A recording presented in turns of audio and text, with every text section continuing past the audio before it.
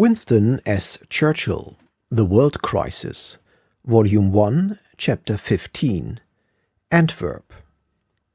If hopes were dupes, fears may be liars. It may be in yon smoke concealed. Your comrades chasing now the flyers, and but for you possess the field. For while the tired waves vainly breaking seem here no painful inch to gain, far back through creeks and inlets making comes silent flooding in the main. By Clough. As the German armies rolled southwards, Paris loomed before them like an enormous breakwater. The enemy capital was not only the heart of France, it was also the largest fortress in the world. It was the center of an intricate spider's web of railways. Masses of troops could debouch in almost unlimited numbers in any direction upon passers-by. No one could count on entering it without a formal siege, the German cannon for which were at this moment deploying before Antwerp. To advance upon both sides of Paris, the Germans had not the troops. To enter Paris, they had not at this moment the guns. What then remained? They must march between Paris and Verdun, which exerted a similar influence, and guarding their flanks from both these fortresses, push on to the destruction of the French field armies. Surely also this was the classical tradition. Had not Moltke, not this one but the great Moltke, now dead a quarter of a century, proclaimed, "Direction Paris, objective the enemy's field armies." At noon on August 31, a Captain Lepic, sent to reconnoitre with his squadron, reported from Gournay-sur-Aronde that the interminable columns of Kluck's First Army were turning southeast towards Compiègne, instead of continuing their march on Paris. This news was confirmed the next day both by British and French aviators. By nightfall on the 2nd, General Manory's Sixth Army, which had now arrived in the northern environs of Paris, reported that there were no German troops west of the line Senlis-Paris. It was upon these indications, confirmed again by British aviators on the 3rd, that Gallieni acted. Assuredly no human brain had conceived the design, nor had human hand set the pieces on the board. Several separate and discrepant series of events had flowed together. First, the man Gallieni is on the spot. Fixed in his fortress, he could not move towards the battle. So the mighty battle has been made to come to him.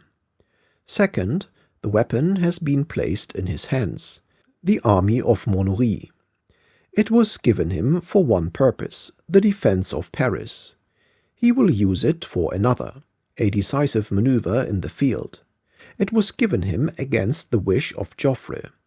It will prove the means of Joffre's salvation. Third, the opportunity. Kluck, swinging forward in hot pursuit of, as he believed, the routed British and demoralized French, will present his whole right flank and rear as he passes Paris to Gallieni with Monory in his hand. Observe, no one of these factors would have counted without the other two.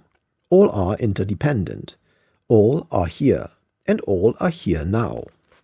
Gallieni realized the position in a flash. "I dare not believe it," he exclaimed. "It is too good to be true." But it is true. Confirmation arrives hour by hour. He vibrates with enthusiasm. Instantly, on the 3rd, he orders the army of Monory to position on the northeast of Paris, which in 48 hours will enable them, on the 5th, to strike Kluck and with him the whole advancing line of German armies behind their right shoulder blade. But this is not enough. What can one army, hastily improvised, do by itself amid events on such a scale? He must secure the British. He must animate Joffre. At 8:30 on the evening of the 3rd, he wrote requesting Joffre's authority for the movement which he has already ordered Monory's army to make, and urging a general offensive by all the French armies between Paris and Verdun, simultaneously with his attack. Joffre and great headquarters had arrived that day at Bar-sur-Aube. The numerous bureaux composing the elaborate staff machine had been on the move for 2 days and were now installing themselves at a new centre. We must not suppose that Joffre and his assistants have not been thinking about things. It was evident to any trained observer that, if the fortresses of Verdun and Paris were strongly defended by mobile armies, the German invasion would bulge forward into a wide crescent between these 2 points, and that this would give an opportunity for a general French attack. Somehow, somewhere, sometime, Joffre and his staff intended this. In principle, they and Gallieni were agreed. From the beginning of the retreat, he had said, "I will attack when my 2 wings have an enveloping position." But the how, the where, and the when, these were the rubs, and on these vital matters it is certain that not only no resolve or design had been formed, but that important orders had been issued inconsistent with such a plan.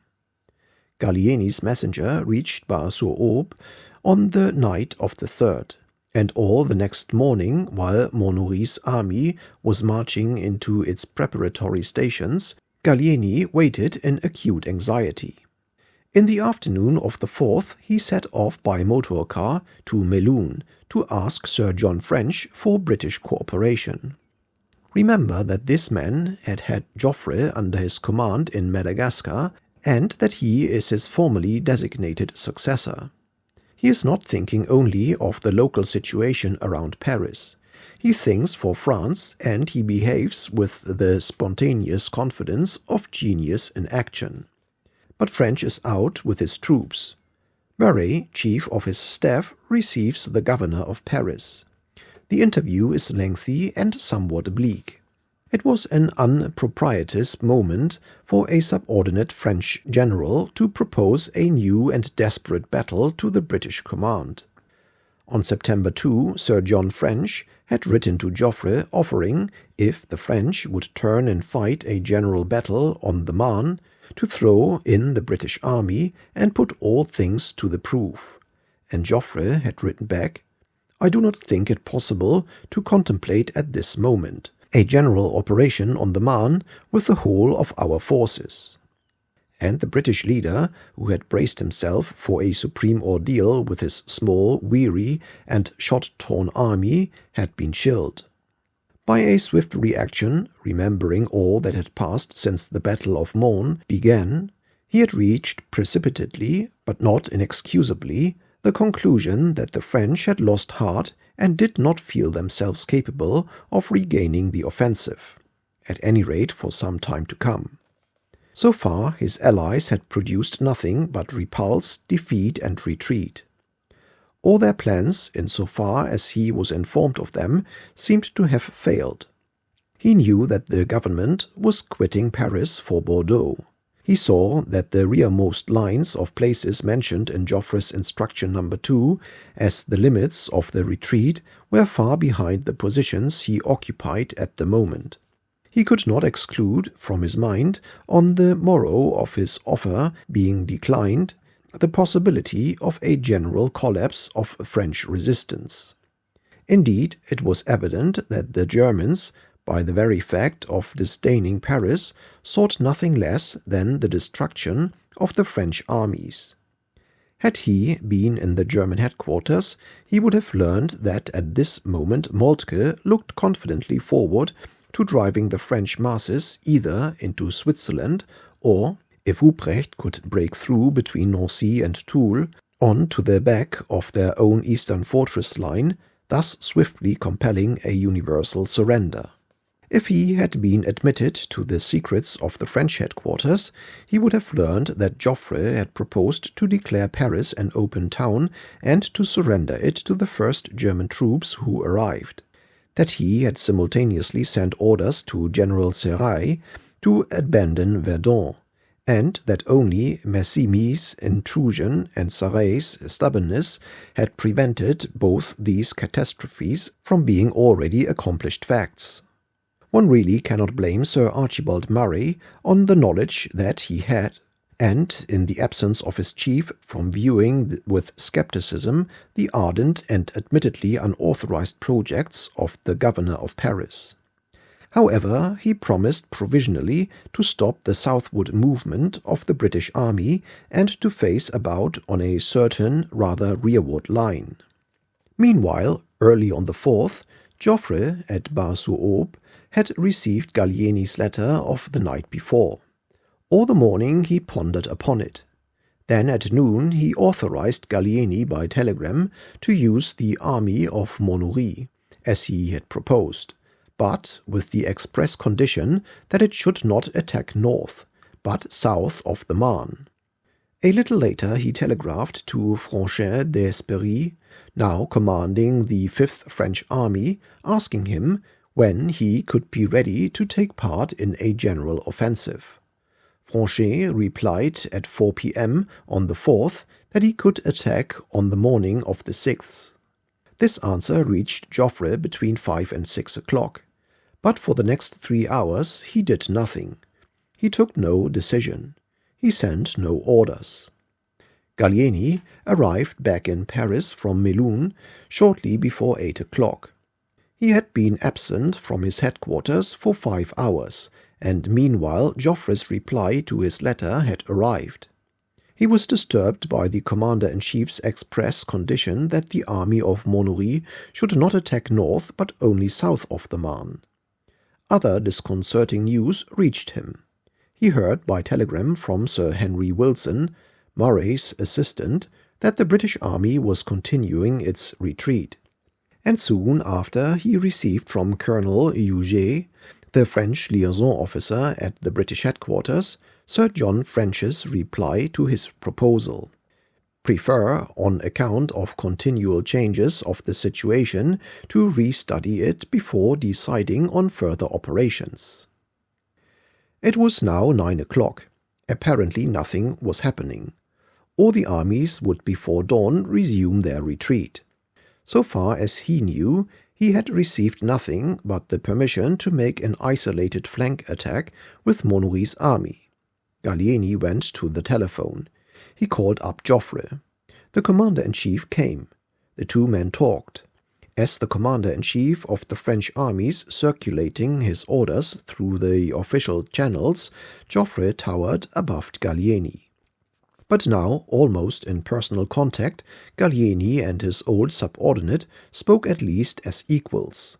And Joffre, to his honor, rising above jealousies and formalities, felt the strong, clear guidance of his valiant comrade. He agreed that Gallieni should attack north of the Marne on the 5th, and returning to his circle of officers, ordered the general battle for the 6th. Unfortunately, his hesitation and previous delays bred others. We can see from the Times quoted how long these vital orders take to prepare and encipher for telegraph, and decipher on arrival. It was nearly midnight before they were dispatched. They were in fact outstripped by duplicates carried by officers in motor cars. Foch, being nearest, received his orders at 1:30 a.m. But neither Franchet nor Sir John French learned of the great decision until after 3 a.m., when their armies had already begun a further day's march to the south. Nevertheless, the die is now cast. The famous order of the day is sent out, and from Verdun to Paris the electrifying right-about turn points 1,000,000 bayonets and 1,000 cannon upon the invading hosts. The Battle of the Marne has begun. One must suppose, upon the whole, that the Marne was the greatest battle ever fought in the world. The elemental forces which there met in grapple and collision, of course, far exceeded anything that has ever happened. It is also true that the Marne decided the world war. Half a dozen cardinal crises have left their gaunt monuments along the road of tribulation which the nations trod. and it may well be argued that any of these might in part at least have reversed the decision of the Marne. The Allies might have been beaten on other occasions, and Germany might have emerged from the World War upon a victorious peace. If in 1917 the French army had succumbed, if the British Navy had not strangled the submarine, if the United States had not entered the war, students of today and tomorrow would bend over different history books and different maps. But never after the Marne had Germany a chance of absolute triumph. Never again was there the possibility of all the claims of her proud militarism receiving complete vindication. Never again could the domination of scientific force have achieved its lasting establishment. Deep changes took place in the world and among warring powers in the terrible years that followed. The nations fought desperately, but they fought in a different atmosphere and on a lower plane. The carnage and the cannonade increased, but never were the moral or the military issues at the same pitch of intensity. By the end of 1915, England was a great warlike power, and the whole British Empire was roused and marshalling its strength. By the end of 1916, Germany was deeply conscious of her weakness. In 1917, the United States had been drawn into the conflict.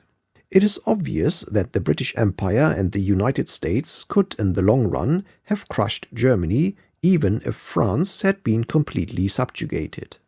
But the Battle of the Marne might have ended the war in 6 weeks, and the Kaiser and his 20 kinglets and their feudal aristocracy might have founded for many generations the legend of invincible military force.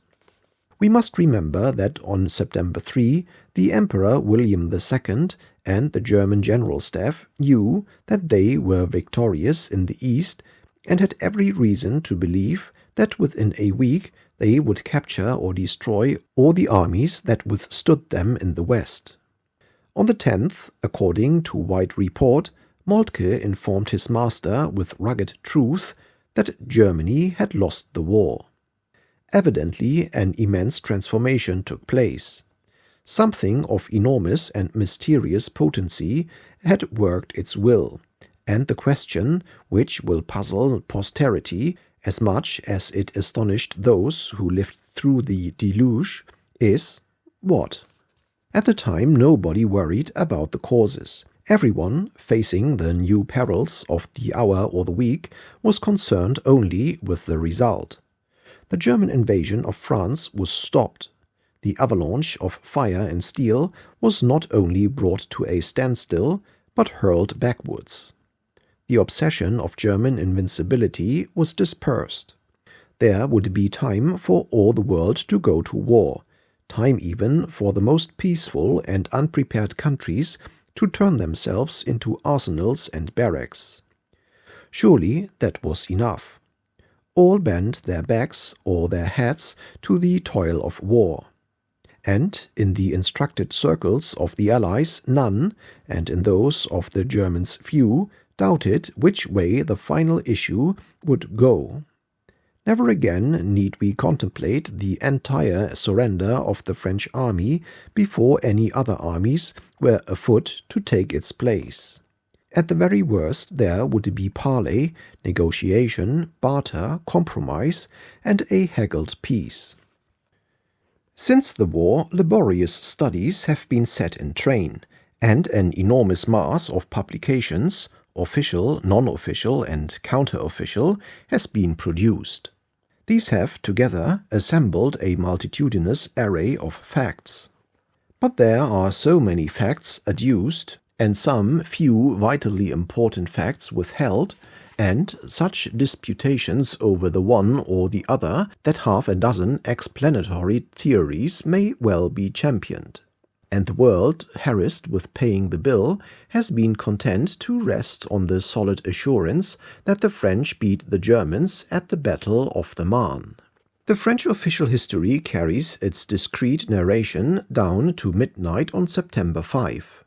According to this account, With little generosity to Gallieni, the Battle of the Marne does not begin till the 6th, and in the presence of this event the French military historians are mute. From the evening of September 5 till January 1915, their pages are blank. Obviously, the controversies of rival schools of professional opinion, fierce disputes about facts and their valuations, respect for the feelings of illustrious men, have induced the chroniclers to leave this climax of their tale till time has wrought its smoothing work. So far as we may judge from the French account of the preliminaries, they consider the battle as having reached from Paris to Verdun. The German account, on the other hand, in harmony with their own schemes, comprehends it as extending from Paris right round the corner of Verdun to the Vosges Mountains. The Germans consider that all their 7 armies were engaged at the Marne. The French that only 5 of theirs and the British army were comprised in the battle. We have to contemplate on either view the collision of 13 or 14 armies, each containing the adult male population of a very large city, and all consuming food, material, ammunition, treasure, and life at a prodigious rate per hour. We have to remember also that the French and British are armies whose springs are compressed back on their reserves and supplies, and that the German armies have hurried on far beyond their rearward organization and their railheads. The French have perfect communications sideways and otherwise. The Germans have not yet restored the broken roads and bridges over which their rapid advance had been made. The French are upon interior lines. The Germans are stretched round the fortified Verdun corner. It was upon this basis that the battle began. It was less like a battle than any other ever fought. Comparatively few were killed or wounded. No great recognizable feat of arms, no shock proportionate to the event can be discerned.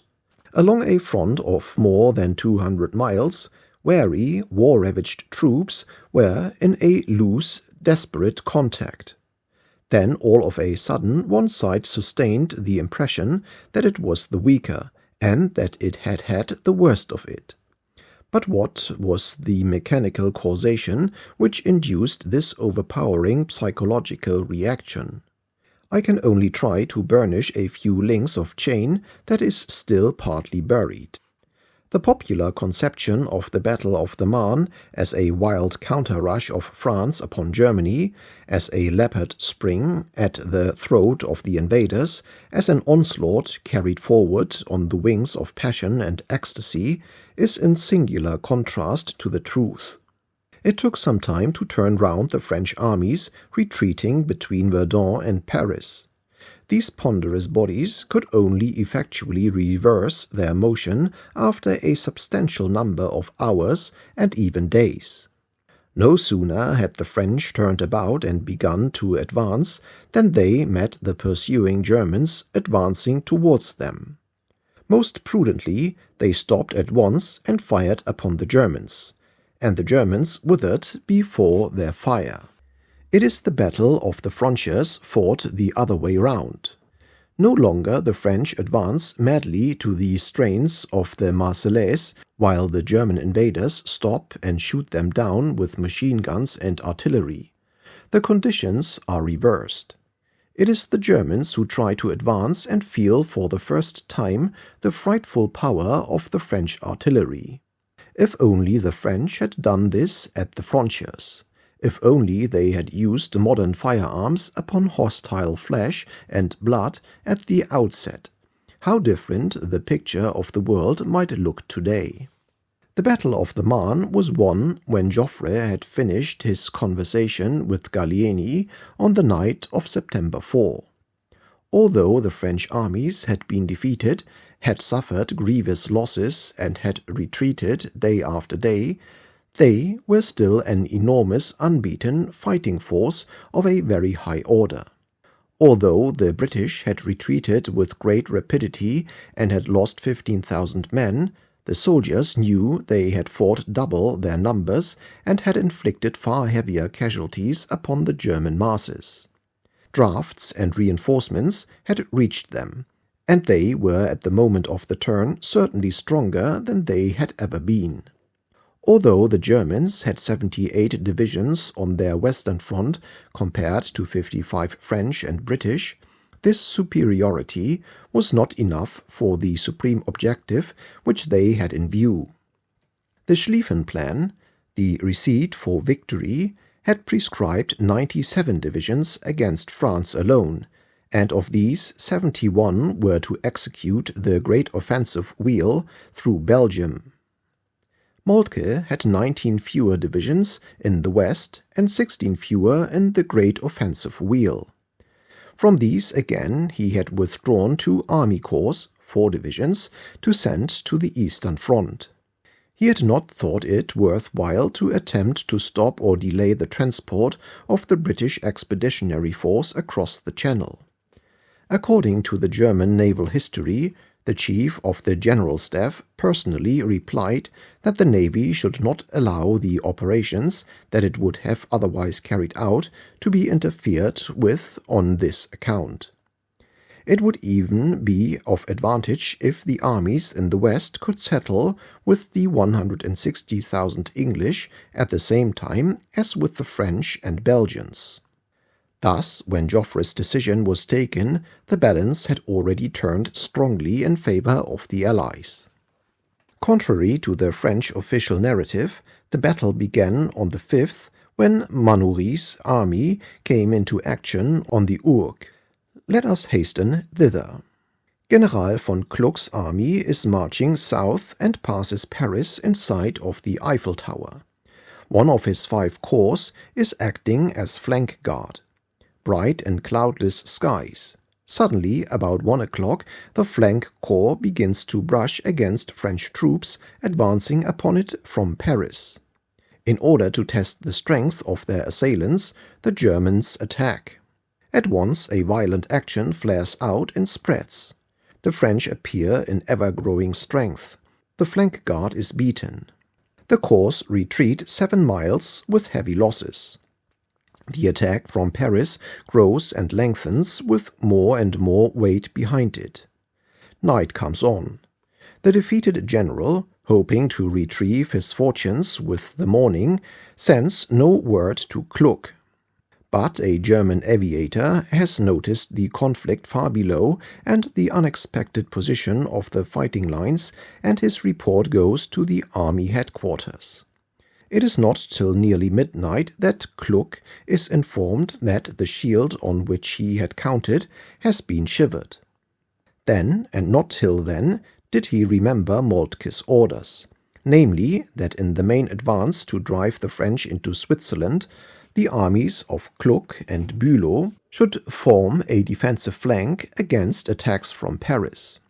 So far from giving protection to the line of German armies, he has had his own flank torn open, and in 4 hours another day will break. So Kluck, without more ado, pulls back the 2 corps of his centre, and bids them recross the Marne and form to the north of the defeated flank guard. And as the pressure of Manoury's attack continues during the 6th, he next takes the last of his army, the 2 corps of his left, marches them 60 miles in 48 hours, resolved whatever befall not to be outflanked in the north, and have his communications cut. So here is Kluck, who was pressing southward so fast to find the remains of the defeated English, now suddenly turned completely round and drawing up his whole army facing west to ward off Manoury's continuing attack from Paris. But all this takes time, and it is not till the morning of the 9th that Kluck has got himself into his new position and is ready to fall upon Manoury in superior strength and drive him back upon the Paris fortifications. Meanwhile, the war has been going on. Next in the line to Kluck is Bülow. He too remembers his orders to form a flank guard against Paris. Moreover, the withdrawal of Kluck's army corps has left his right in the air, so Bülow pivots on his center. His right arm goes back, his left arm comes forward, and in the course of the 6th, 7th, 8th, and 9th, he draws himself up in position facing Paris, and almost at right angles to his previous front. But anyone who looks at the diagram on page 257 can see that both Kluck and Bülow have now exposed their left hand to the attack of any Allied forces who may be advancing upon them from the south. We know that the British Army and the 5th French Army, Franche d'Espéry, have turned about on the morning of the 5th and are advancing. This was only the beginning. Not only had Kluck and Bülow exposed their left flanks to the attack of powerful forces, but a hideous gap had opened between them. A gap of over 30 miles and practically nothing to fill it with except cavalry. A great mass of cavalry indeed, 2 cavalry corps, the corps of Marwitz, provided by Kluck, and of Richthofen, provided by Bülow. Still only cavalry, and without a common commander. An awful gap merely skinned over. We may imagine the feelings of the German main headquarters in Luxembourg as this apparition gradually but inexorably resolved itself upon the map. If we only had a couple of corps marching forward behind the main front, here is their place and this is their hour. What did we do with the 2 corps that were to have besieged Namur? Ah, yes, we sent them to the Vistula. So we did. How far have they got? They are now disembarking from 80 trains 700 miles away. Well, might the Kaiser have exclaimed, Moltke, Moltke, give me back my legions. If the immense organisms of modern armies standing in a row together find there is a wide gap in their ranks and have no reserve to come up and fill it, they cannot edge towards one another sideways like companies or battalions. They can only close the gap by an advance or by a retreat. Which is it to be? To answer this question, we must see what has been happening on the rest of the long battle line. Beginning round the corner at the extreme left of the German invasion, Prince Ruprecht has found he cannot pierce the front between Toul and Epinal. The heavy guns of the French fortress, the prepared positions, and the obstinate armies of Dubai and Castelnau have, with much slaughter, stopped him and his Bavarians. He has been dragging the heavy cannon out of Metz, but it takes a long time to move them. Now they are called for elsewhere. Ruprecht therefore reports on September 8 that he cannot break through the Trouet des Champs, and that he is in fact at a standstill. Northeast of Verdun, Sarre faces the army of the German Crown Prince. Here again the guns of the fortress strike heavy blows. The Crown Prince's columns skirting Verdun at a respectful distance are mauled and hampered. Next come the armies of the Duke of Württemberg and General von Hausen. These are confronted respectively by the army of de Lenglet de Carry, and around the marshes of St. Gond by the army of General Foch. Throughout the centre the fighting was confused, obscure, and to say the least indecisive. On the left of Bülow's army, with which was now associated nearly half of Hausen's, an attempt was made to advance against Foch with a desperate, gigantic bayonet attack at dawn. The Germans claim that this assault was successful. The outposts and advance troops of one of Foch's army corps were certainly driven back, but the main line of the French field artillery, intact, continued its devastating fire. Everyone remembers Foch's staccato phrases. My flanks are turned, my center gives way, I attack. 3 German armies had tried to advance directly against the French and had failed. the French wisely, and though hardly with a conscious decision, abstaining from their own onslaught, had been content to shoot them down. Broadly speaking, the armies of the German Crown Prince, the Duke of Württemberg, and General von Hausen were by September 8 at a complete standstill in front of those of Sarray, de Langley, and Foch. The centers of the French and German fronts were leaning up against each other in complete equipoise. We are witnessing the birth throes of trench warfare.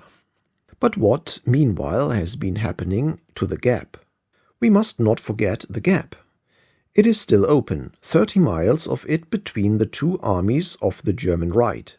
Into this gap are now marching steadily the British army together with the left of the 5th French Army, Francaise.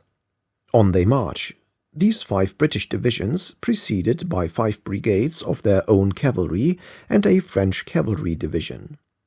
They go on marching. The German aeroplanes see 5 dark 15-mile-long caterpillars eating up the wide roads. They report heavy British masses advancing. And what was there to stop them? Only one corps of cavalry now, the other has been called away by Bülow.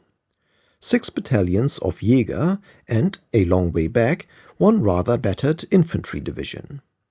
There is no possibility of such forces stopping or indeed delaying the march of a professional army of 120,000 men.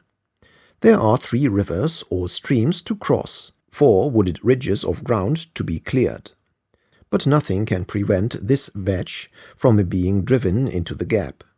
With every hour and every mile of its advance, the strategic embarrassments of Bülow and Kluck increased.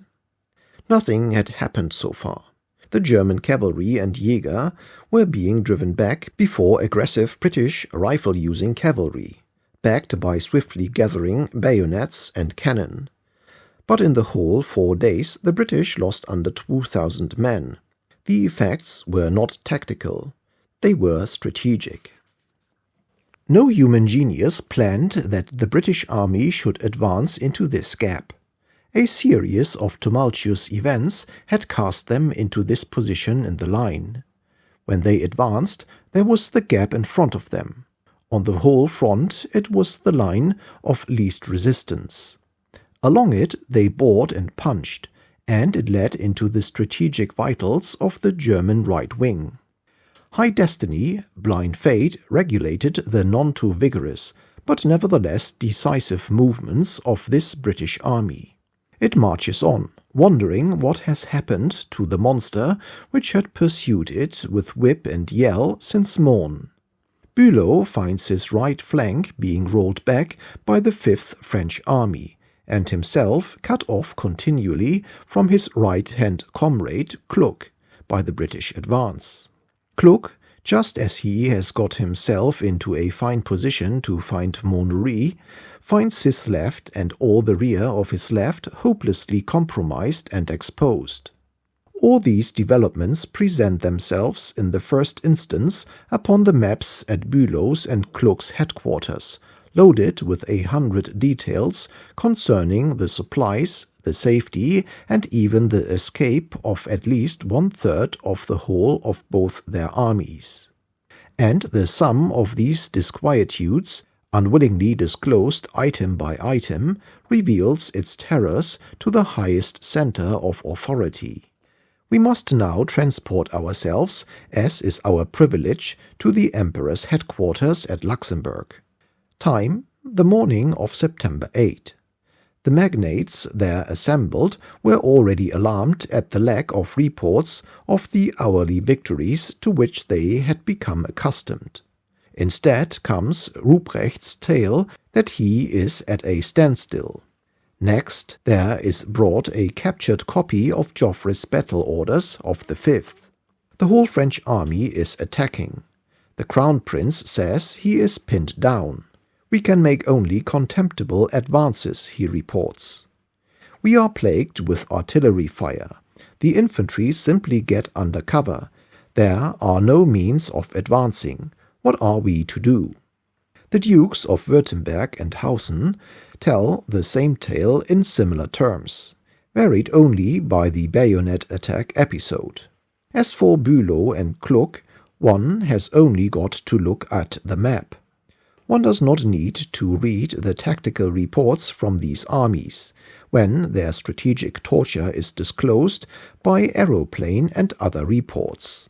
Here at the summit in spacious rooms, in an atmosphere of order, salutes and heel-clicking, far from the cannonade and desperate, squalid, glorious confusion of the fighting lines, the resultants of the pressures upon the immense body of the German invasion of France are totaled and recorded, as if by a Wall Street ticker during a crash of the market.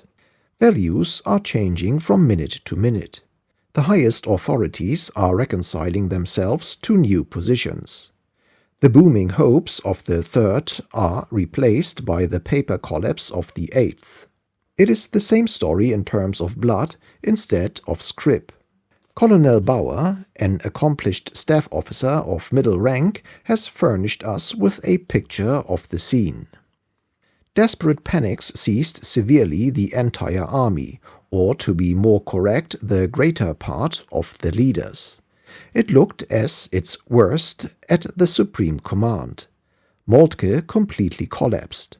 He sat with a pallid face gazing at the map, dead to all feeling, a broken man. General von Stein, Moltke's deputy, certainly said, "We must not lose our heads," but he did not take charge. He was himself without confidence and gave expression to his feelings by saying, "We cannot tell how things will go." Tappen, head of the operations section, of whom we have heard before, was as calm as ever and did not consider that the failure was altogether his fault. Nor was it, for he did not lose his nerve. But he did nothing. We younger people could not get a hearing. Thus Bauer. Everything now converged upon Moltke. Who was Moltke? He was the shadow of a great name. He was the nephew of the old field marshal and had been his aide-de-camp. He was an ordinary man, rather a courtier, a man about palace agreeable to the emperor in the palmy days of peace, the sort of man who does not make too much trouble with a sovereign, who knows how to suppress his own personality. What there is of it. A good, harmless, respectable, ordinary man. And on to this ill-fated being crashes the brutal, remorseless, centripetal impingement of tides and impulsions under which the greatest captains of history might have blanched. There is hardly any doubt what he should have done. A simple message to all the German armies to be imparted to every division. If you cannot advance, hold on, dig in, yield not a scrap of conquered territory. Vestigia nulla retrorsum might well have stabilized the situation. At this time, however, only the British army knew, from the Boer War, the power of modern weapons on the defensive. The French were just enjoying their first exultant experience of it. None of the military men on the other side yet knew that, as a matter of fact, a 30-mile gap in a front of 200 is only a trap for the attackers who enter into it. Almost instantly it becomes not a victory, but a dangerous salient, a bulge subject to crossfire and counterattack from both flanks, the worst place in the world for a further offensive. The officers of the German General Staff formed a close corporation and confraternity, and bore the same relation to the German army and its leaders as the Jesuits of the 17th and 18th centuries bore to the priests and cardinals of the Roman Catholic Church. They spoke their own language.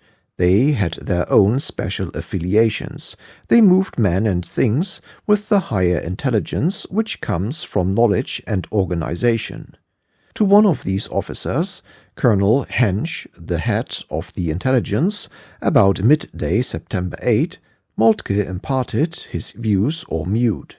Both men are now dead. Neither has left a record of the conversation. We only know what followed from it. Colonel Hensch got in his long grey car and went along the whole line of the armies, stopping at each of their headquarters, and finally reached Bülow's headquarters about dark. He saw his brother staff officer of that army.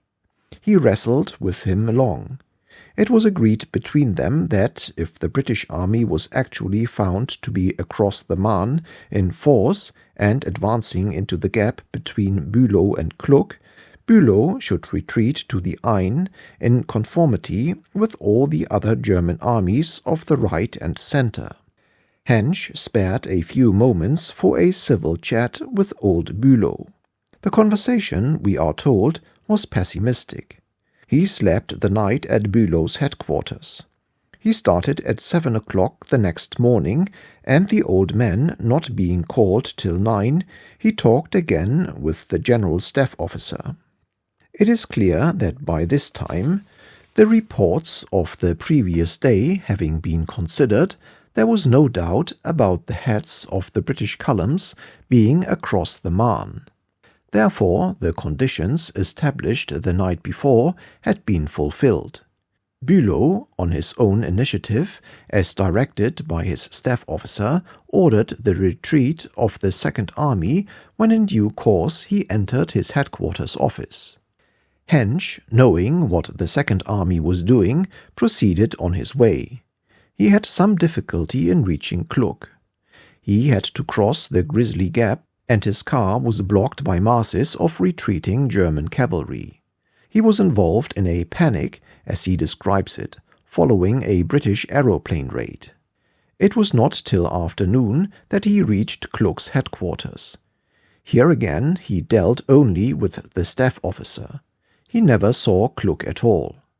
He told von Kühl, Kluck's chief of staff, that as the English were now known to be advancing into the gap, Bülow's army would be retreating.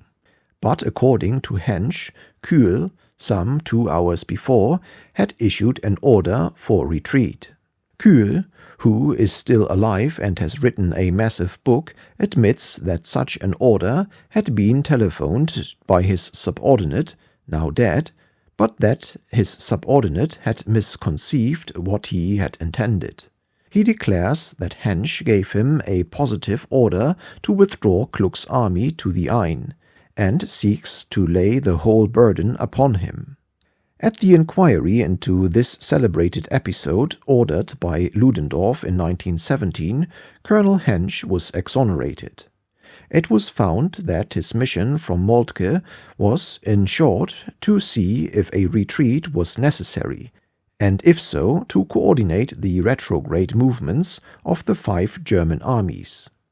For this he had been given plenary authority in the name of the Supreme Command, and he had been given it only by word of mouth. But the duel between Kühl and Hensch has been continued by Kühl over his adversary's grave. He declares the order to retreat was positive. It is, however, to be noted that he did not ask for this vital order in writing, and that he did not tell Kluck about it till several hours had passed. However it may be, Hensch, a peripatetic focus of defeat, traversed and retraversed the entire line of the German armies. On the outward journey he gathered evil tidings, and as he returned he issued fateful orders. He used the powers confided to him to order successively the 1st, 2nd, 3rd, 4th, and 5th German armies to retreat upon the line of the Ain, or in general conformity with that line. Only at one point was any objection raised. The German Crown Prince, who has been so mocked at, received Moltke's emissary in person. Confronted with an order to retreat, he demanded it in writing, and refused otherwise to obey. All Hensch's directions had been verbal as from one general staff officer to another. Here was the first commander with whom he had come in contact, so he said he would have a formal order sent from Luxembourg. and sent it was by telegraph the next day. So ended the Battle of the Marne. Until a retreat began, the only Ally army which had crossed the Marne was the British. In fact, we may say that along the whole front from Verdun to Paris, the French did not advance at all in the Battle of the Marne. Some of them, indeed, on the left of Foch and the right of Franchet, actually retreated. The only Ally army which advanced continually was the British. They advanced northwards in the 4 days of September 5 to 8 more than 40 miles. But lest the reader should think this an assertion of national vainglory, let me hasten to repeat, first, that at the moment when the British army was turned round, it had farther to go than the others before it came into contact, and secondly, that when it met the enemy, it found in the main only a cavalry screen covering the fatal gap. Nevertheless, the fact remains that it probed its way into the German liver. Thus, by a succession of unforeseeable and uncontrolled events, was decided almost at its beginning the fate of the war on land, and little else was left but 4 years of senseless slaughter. Whether General von Moltke actually said to the Emperor, "Majesty, we have lost the war," we do not know.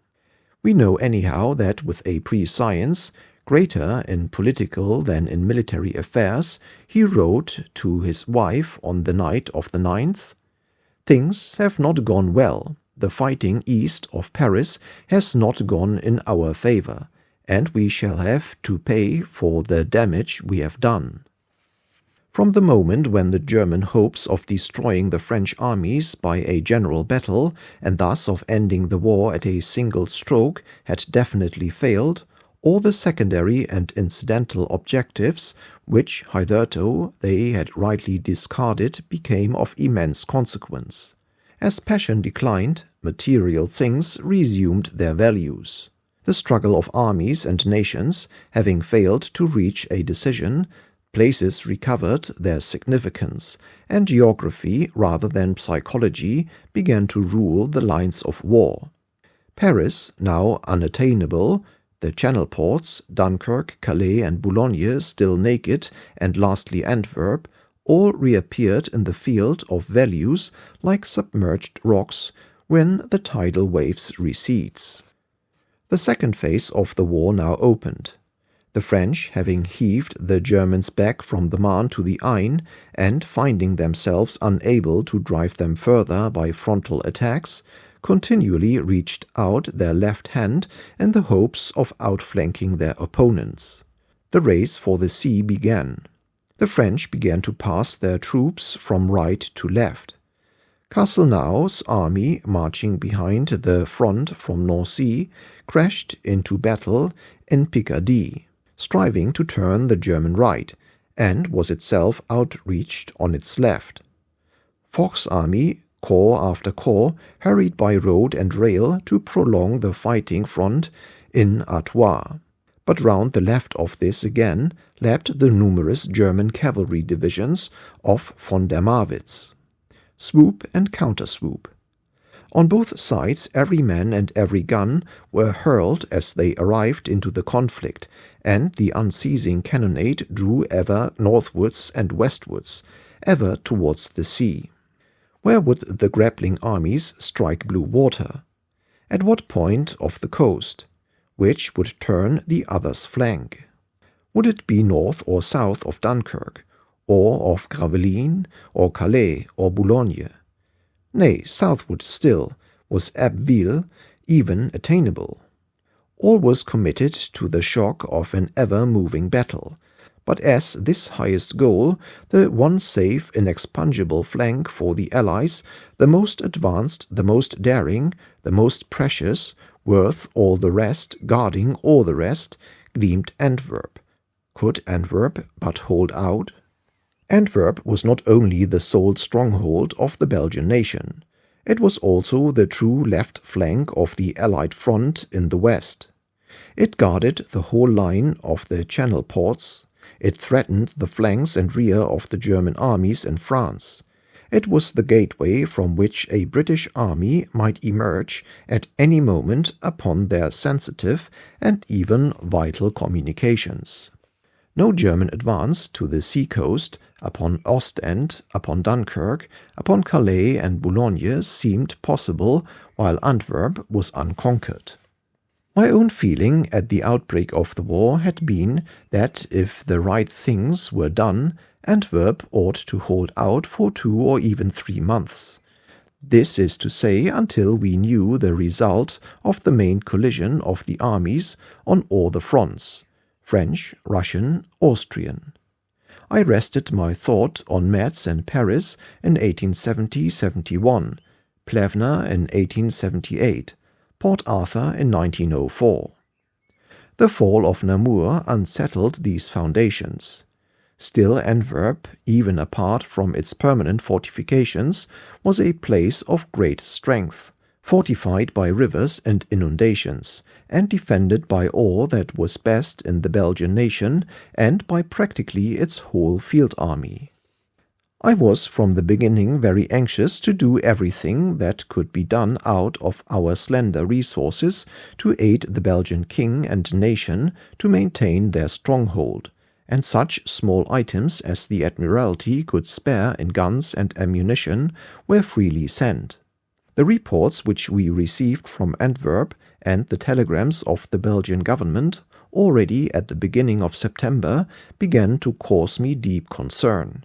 So also did the question of the Scheldt, whose free navigation both for troops and munitions seemed vital to the Belgian people. I thought that Antwerp should be made to play its part in the first phase of the war by keeping as many German troops as possible out of the great battle. If the Belgian army defending the city could be strengthened by British troops, not only would the defense be invigorated, but the Germans would be continually apprehensive of a British inroad upon them from this direction, the deadliness of which Lord Roberts' strategic instinct had so clearly appreciated. It was true that we had no troops in England fit to maneuver in the field against the enemy, but the defense of the fortified lines of Antwerp was a task in which British territorial troops might well have played their part. Accordingly, on September 7, I sent a memorandum to the Prime Minister, Sir Edward Grey and Lord Kitchener, emphasizing the importance of Antwerp, particularly from the naval standpoint. The Admiralty view the sustained and effective defense of Antwerp as a matter of high consequence. It preserves the life of the Belgian nation. It safeguards a strategic point which, if captured, would be of the utmost menace.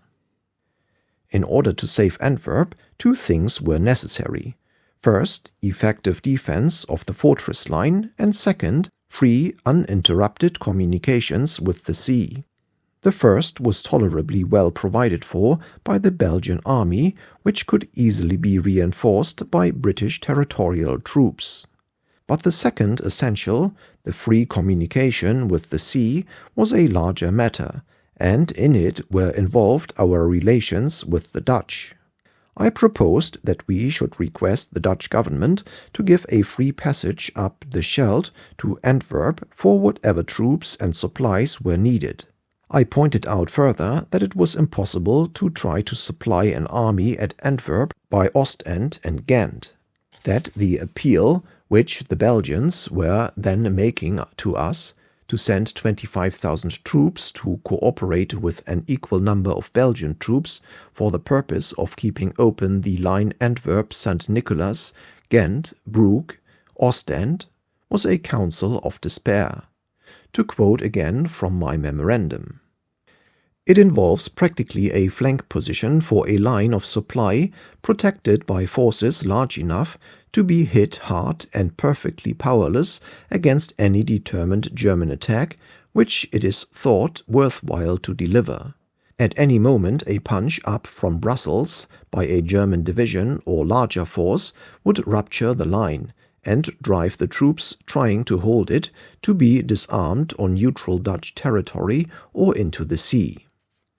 I dwelt on the disadvantage of the Allies of a neutrality which kept the Rhine open for Germany and closed the Scheldt to Antwerp. As these questions are still of some delicacy, I have thought it better to summarize rather than reprint my memorandum. But I draw the reader's attention to the date September 7. I still think that strong representations to the Dutch government might well have induced them to grant this relief to Antwerp and the Belgian nation in their agony. The original guarantee of Belgian neutrality was given to the government of the Netherlands, and it would have been a natural and legitimate demand that they should put no needless obstacle in the way of its fulfillment. The sympathies of Holland for the sufferings of Belgium were naturally restrained by the fear of sharing their fate. But a neutral Holland was of far more use to Germany than a hostile, a conquered, or even an allied Holland. Once Holland was attacked by or allied to Germany, we could close the Rhine, and if we were in alliance with Holland, the Texel and other Dutch islands of enormous strategic importance would become available for the forward action of the British Navy. We should in fact have that oversea base without which a British naval offensive was impossible. I do not therefore believe that, if Holland had agreed to open the Scheldt for the succour of Antwerp, Germany would have declared war upon her. There would have been a long argument about interpretations of neutrality in which the Germans, after their behavior, would have started at a great disadvantage. I still think that if Holland could have said to Germany, "The English are threatening us with a blockade of the Rhine if we do not open the Scheldt," Germany would have accepted the lesser of two evils. The Foreign Secretary did not, however, feel able to put this grave issue to the Dutch government. Neither did Lord Kitchener wish to use the British territorial divisions in the manner proposed, and while adhering to my own opinion, I certainly do not blame him. He would not send any territorials into Antwerp, nor was anything effective done by the Allies for the city during the whole of September. From the moment when German main headquarters had extricated and reformed their armies after the failure at the Marne, the capture of Antwerp became most urgently necessary to them. Accordingly, on the afternoon of September 9, as is now known, the German Emperor was moved to order the capture of that city. Nothing was apparent to the Allies until the 28th. The Belgian and German troops remained in contact along the fortress line without any serious siege or assaulting operations developing. But on the 28th, the Germans suddenly opened fire upon the forts of the Antwerp exterior lines with 17-inch howitzers hurling projectiles of over a ton. Almost immediately, the Belgian government gave signs of justified alarm. British intelligence reports indicated that the Germans were seriously undertaking the siege of Antwerp, that their operations were not intended as a demonstration to keep the Belgian troops occupied or to protect the lines of communication. Information had come from Brussels that the Emperor had ordered the capture of the town, that this might cost thousands of lives, but that the order must be obeyed. Large bodies of German reserve troops were also reported assembling near Liège. In view of all these reports, it was evident that the role of our small British force of marines, omnibuses, armored cars, aeroplanes, etc., operating from Dunkirk was exhausted. They had no longer to deal with Ulan patrols or raiding parties of the enemy.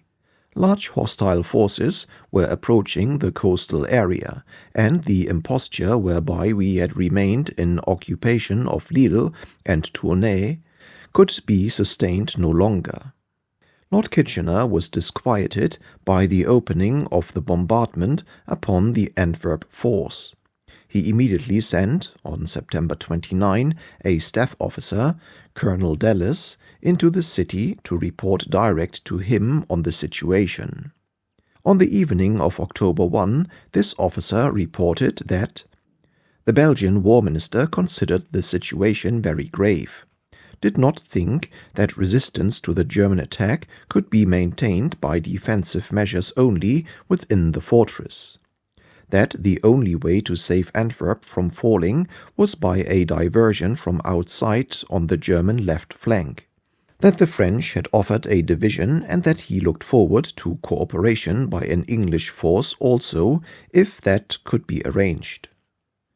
The minister had also said that a Belgian cavalry division and some volunteers and possibly 2 divisions of the Belgian Field Army would be able to assist in the operation, which would be most effective in the neighborhood of Ghent. The commander of the Antwerp fortress also considered the situation grave, and while Colonel Dallas was with him, a message arrived to say that Fort St. Catherine had fallen, and that German troops had pressed forward between it and the adjoining work, and had occupied the Belgian infantry trenches at this point. Colonel Dallas further reported that according to the Belgian headquarters, the German army in Belgium comprised siege army consisting of the 3rd Reserve Army Corps, 1 division of Marines, 1 Ersatz Reserve Division, 1 brigade of Landsturm, 2 regiments of Pioneers, 1 regiment of siege artillery, and that the troops of the military government of Brussels consist of a weak Landwehr brigade and some Bavarian Landsturm, number unknown. The Belgian Field Army was about 80,000 strong, in addition to which there were some 70,000 fortress troops. 4 divisions of the Belgian army were defending the southern portion of the outer perimeter of the Antwerp defenses, with the 5th Division in reserve, and 1 weak division was at Termonde. A cavalry division of about 3,600 sabres was southwest of Termonde, guarding communications between Antwerp and the coast. Ghent was held by some volunteers. On the night of October 1, Sir F. Villiers reported that on southern section of the outer line of force German attacks continued today, and in the afternoon the enemy's troops disabled Fort Wavre St. Catherine and adjoining works, and occupied Belgian trenches at this point. The Belgian troops were, however, still holding out on the Belgian side of the river Neth. Lord Kitchener now showed him strongly disposed to sustain the defense or effect the relief of Antwerp and to use the regular forces he still had in England for this purpose, provided the French would cooperate eventually. He had already dispatched guns and staff officers to the beleaguered city. Early in the evening of October 2, he moved Sir Edward Grey to send the following telegram to the British ambassador at Bordeaux.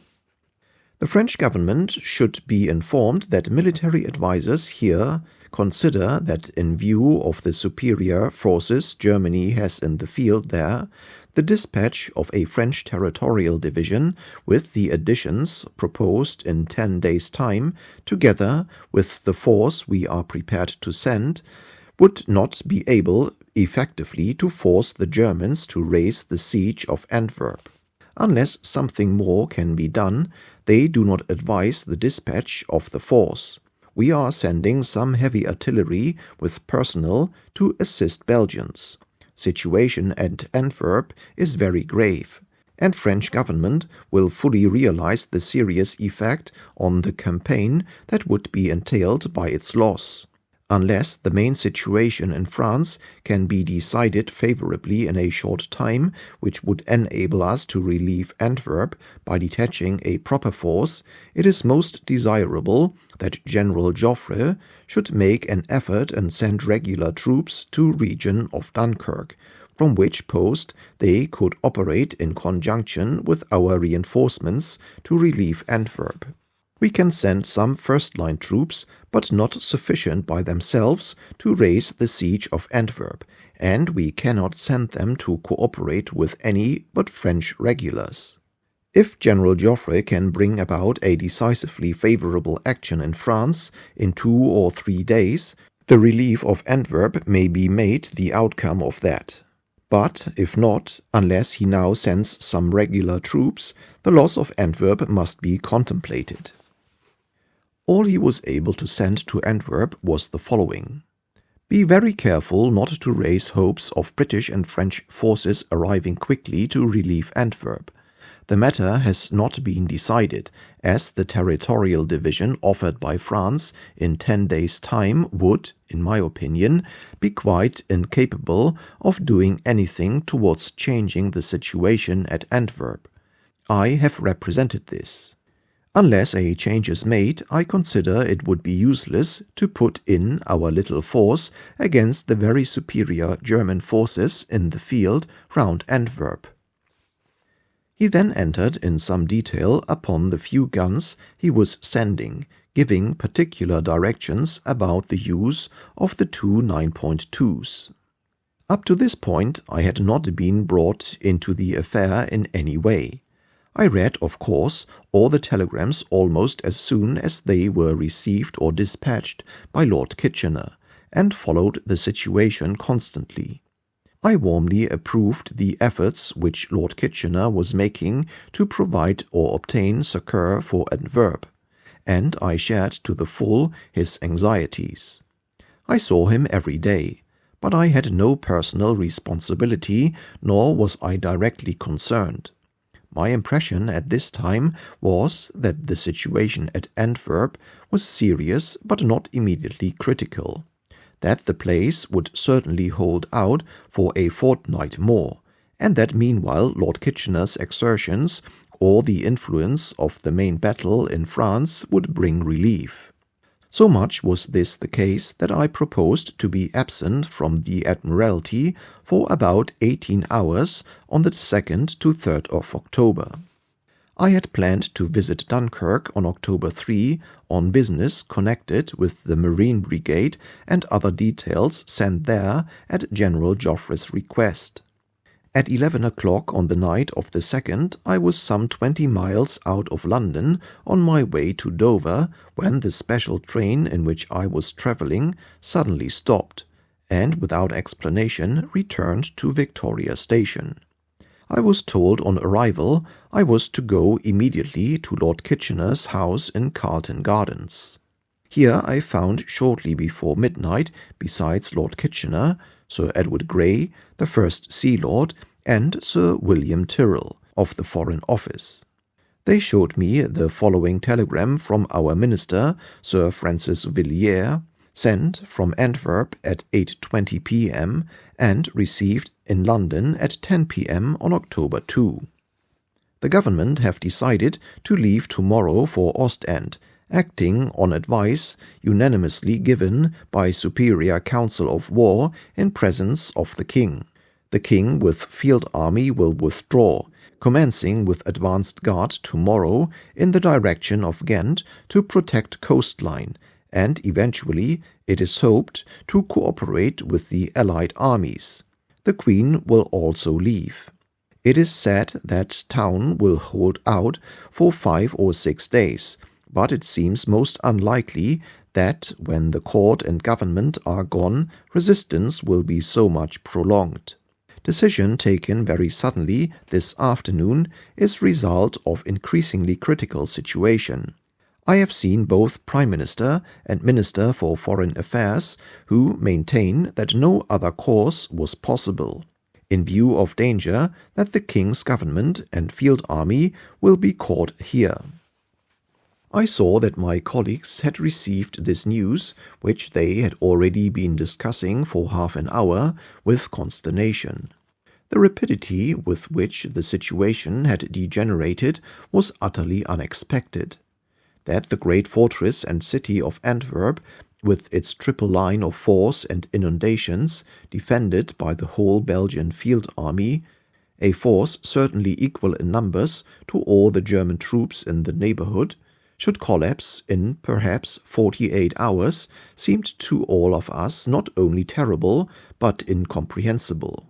That this should happen while preparations were in progress both in France and England for the relief or succor of the city, while considerable forces of fresh and good troops undoubtedly stood available on both sides of the Channel, and before General Joffre had even been able to reply to Lord Kitchener's telegrams, was too hard to bear. We looked at each other in bewilderment and distress. What could have happened in the last few hours to make the Belgians despair?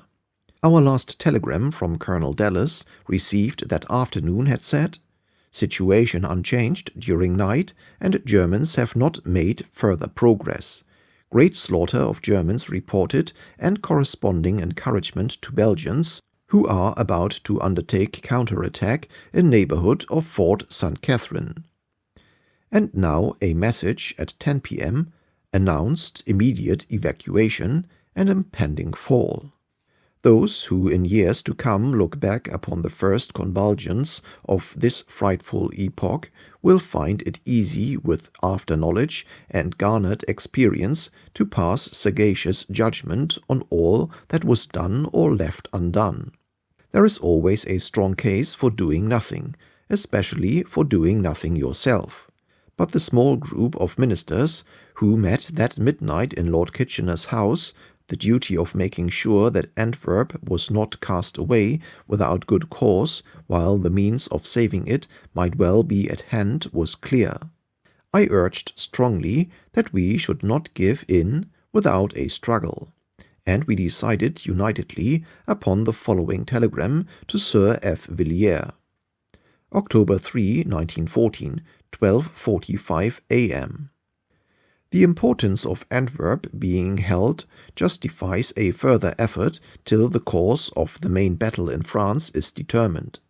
We are trying to send you help from the main army, and, if this were possible, would add reinforcements from here. Meanwhile, a brigade of Marines will reach you tomorrow to sustain the defense. We urge you to make one further struggle to hold out. Even a few days may make the difference. We hope government will find it possible to remain and field army to continue operations. On the other hand, the danger of urging the Belgian government to hold out against their considered judgment without a full knowledge of the local situation was present in every mind, and even if the forces for the relieving army were to come into view, there was much to be arranged and decided before precise dates and definite assurances could be given. We were confronted with the hard choice of having either to take decisions of far-reaching importance in the utmost haste and with imperfect information, or, on the other hand, tamely to let Antwerp fall. In these circumstances, it was a natural decision that someone in authority who knew the general situation should travel swiftly into the city and there ascertain what could be done on either side. As I was already due at Dunkirk the next morning, the task was confided to me. Lord Kitchener expressed a decided wish that I should go. The First Sea Lord consented to accept sole responsibility in my absence. It was then about 1:30 in the morning. I went at once to Victoria Station, got into my train, which was waiting, and started again for Dover. A few minutes before I left, Lord Kitchener received the answer to his telegram of the 2nd from the British ambassador in Bordeaux. Sir Francis Bertie said that before he could carry out the instructions sent him about Antwerp, he had received a letter from the French Foreign Minister stating that with the shortest delay possible, 2 territorial divisions, complete with artillery and cavalry, would be sent to Ostend for the relief of the fortress. This was to be without prejudice to what the French government expected to do very soon in respect of a contemplated combined movement, French, British and Belgian, on the extreme left of General Joffre's armies, which indirectly would have the effect of causing German troops in the neighborhood of Antwerp to retreat, and so effect its relief. The French government, he said, could not go back on their decision to employ territorials. The French foreign minister declared that the territorials were good troops, better in some respects than some of the regulars, and that they were sending 2 divisions complete with artillery and cavalry instead of 1. Sir Francis Bertie added that the French government had received reports from its attaché in Antwerp stating that, though the military situation there was not good, it could not be regarded as really bad. The Germans had suffered severe losses in the attacks which they had made on some of the outer works. Those attacks had not been simultaneous, which fact indicated that the Germans were not in great force, had only a limited siege train and not more than 2 army corps before Antwerp. Meanwhile, a telegram was also sent at 1:15 a.m. on October 3 by Sir Edward Grey to the Belgian government saying that I would arrive on the morning of the 3rd. It is hoped that the First Lord of the Admiralty, who is fully acquainted with our views, may have the honor of an audience with the King before a final decision as to the departure of the government is taken. On this, the Belgian Council of War, sitting at dawn on the 3rd, suspended the order for the evacuation of the city.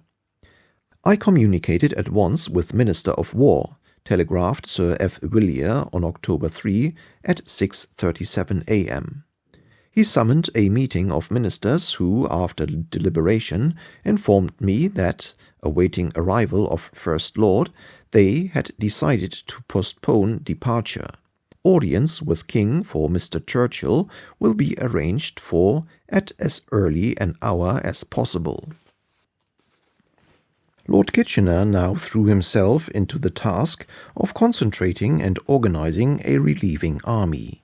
He telegraphed at 9:40 a.m. on October 3, asking the French War Minister to make all preparations to send the proposed 2 divisions with cavalry and artillery complete as soon as possible and to let him know how soon they could be dispatched.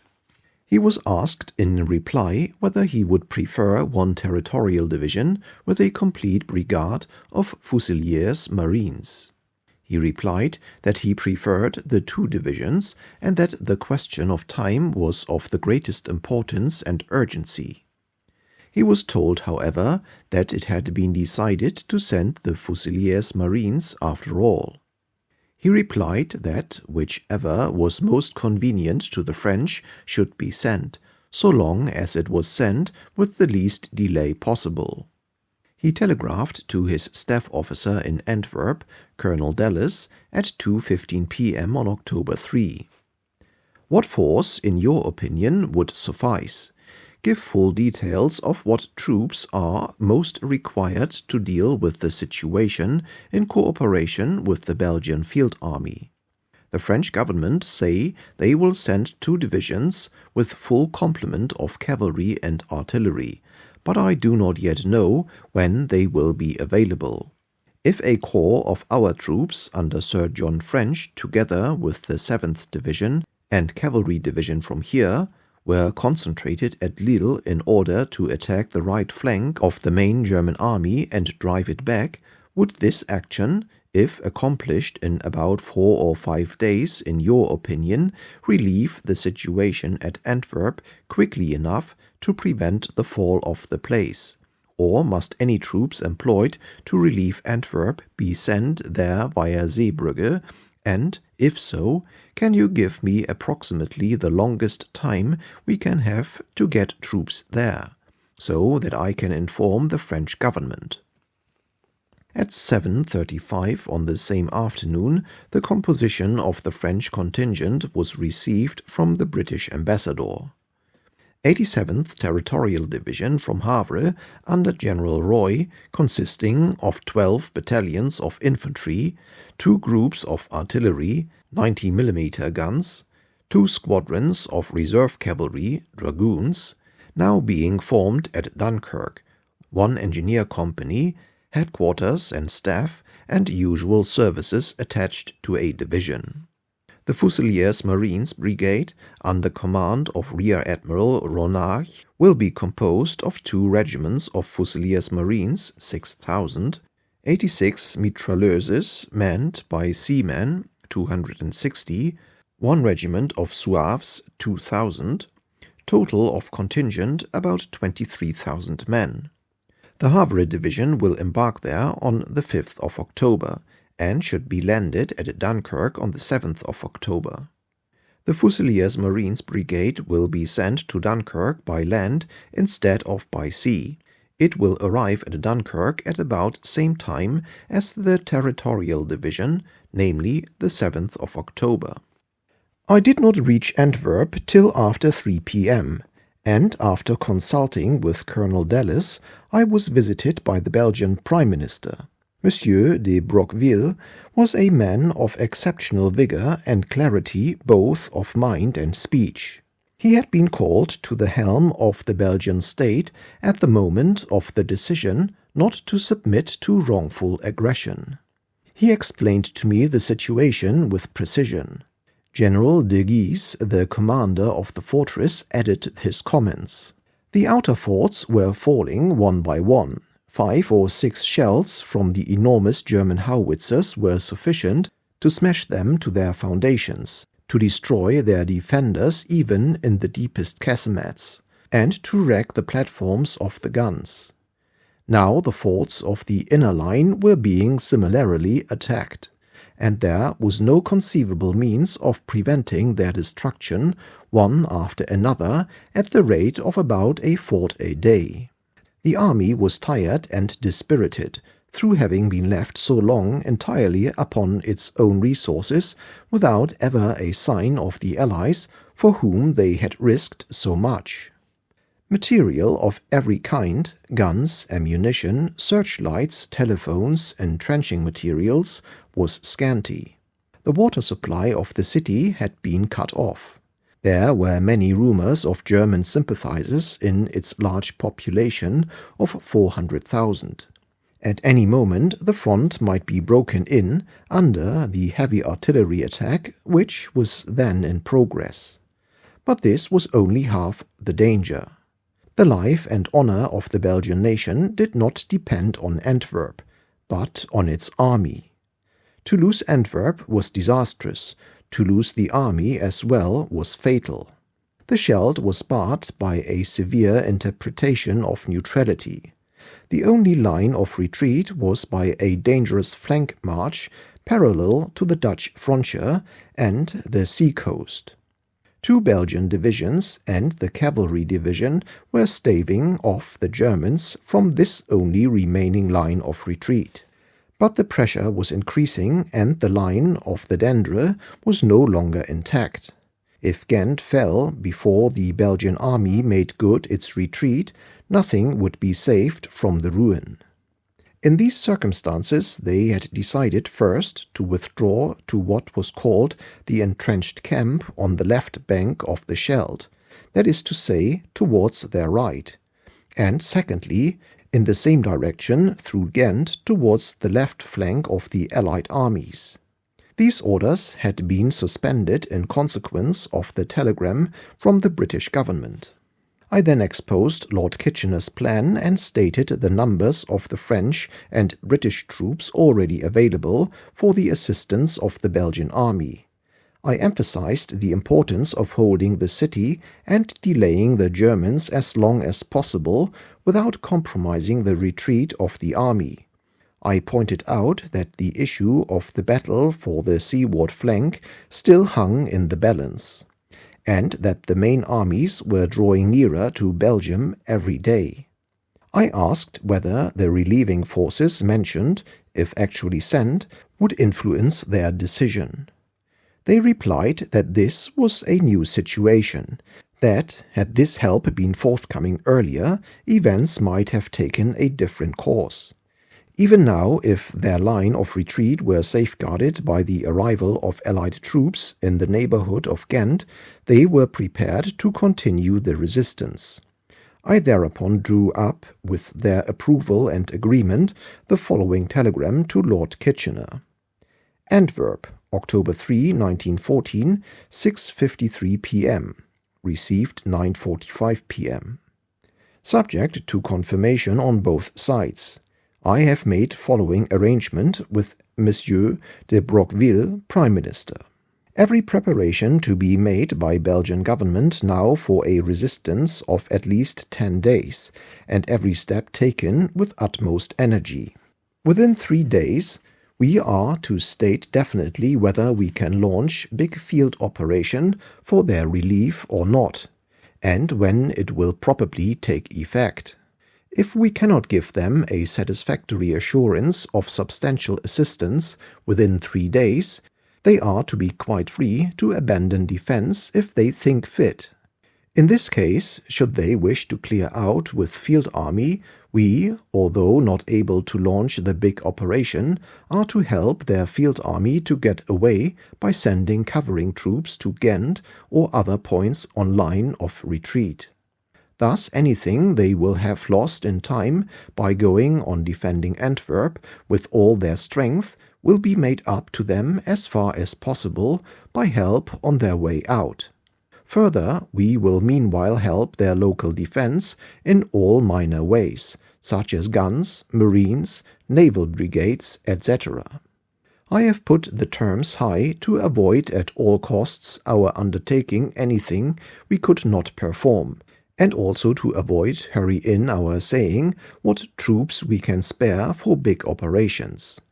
You will be able, as your telegram number 7 to Colonel Dallas indicates, to do much better than this, and to give decided promise within 3 days, but the vital thing is that the Belgian government and army should forthwith hurl themselves with revived energy into the defense.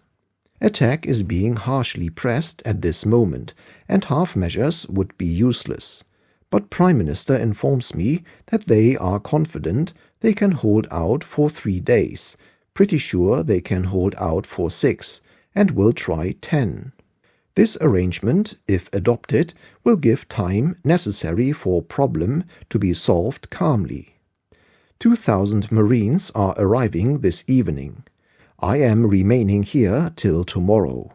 I have read this telegram to Belgian Prime Minister, who says that we are in full agreement, subject to ratification by Council of Ministers, which is now being held.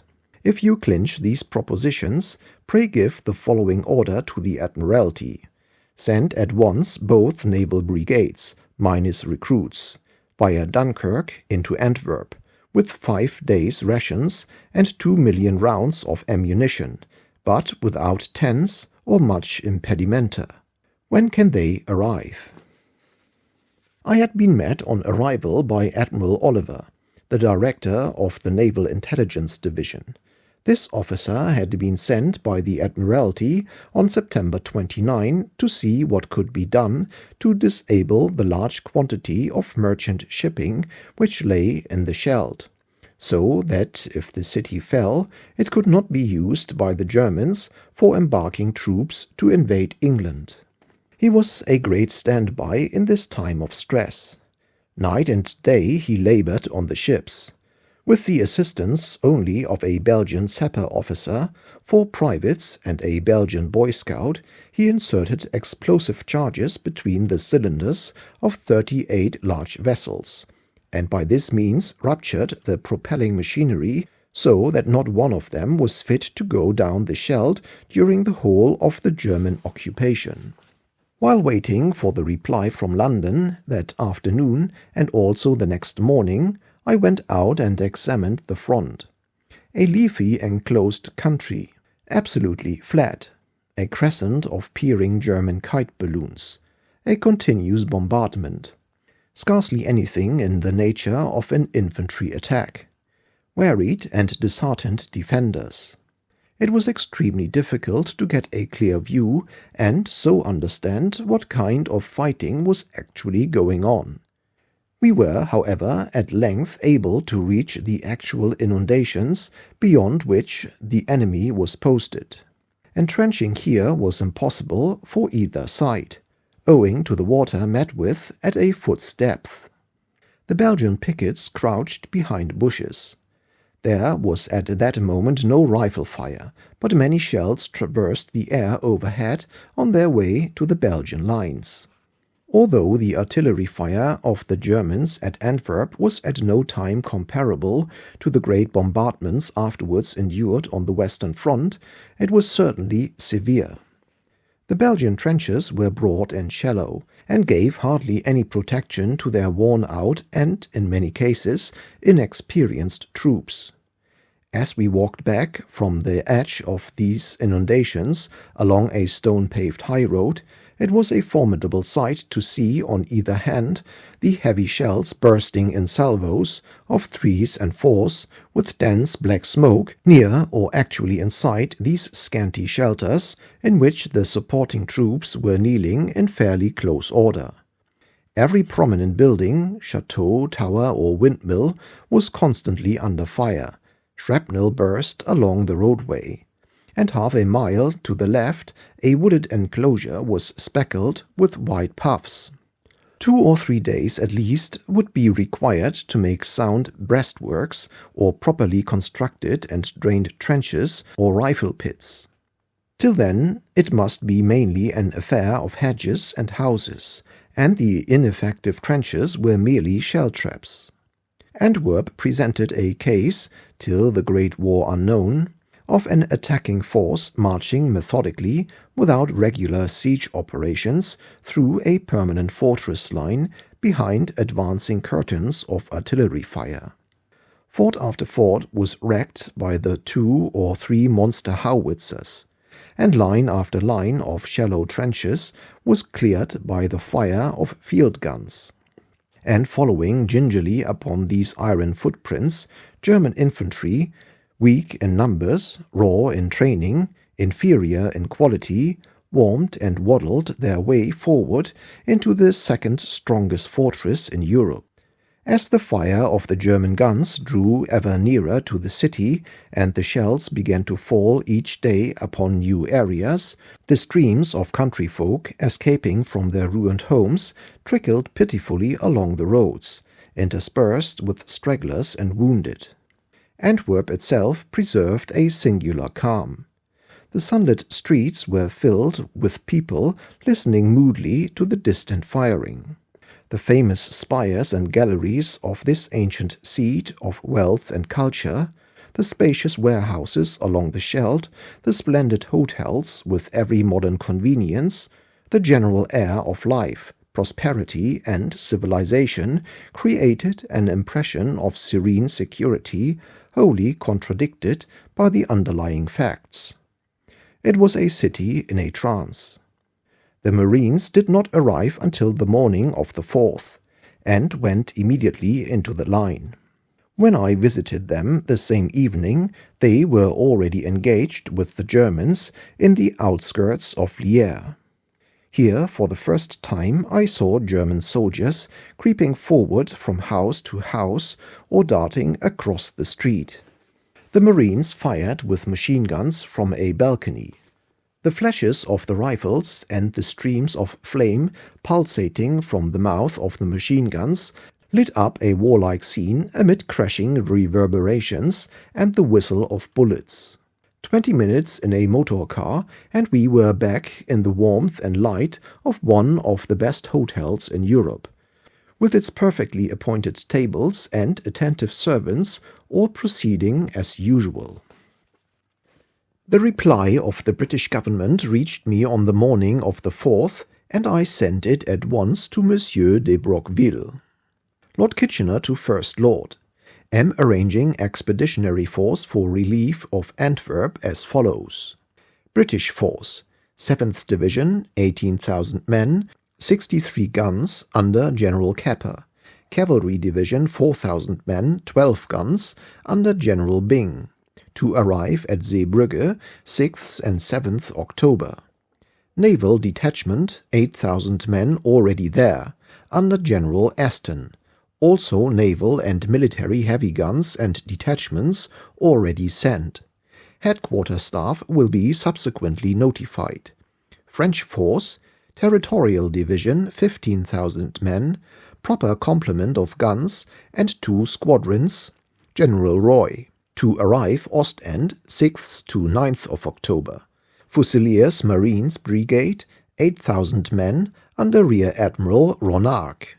Grand total 53,000 men.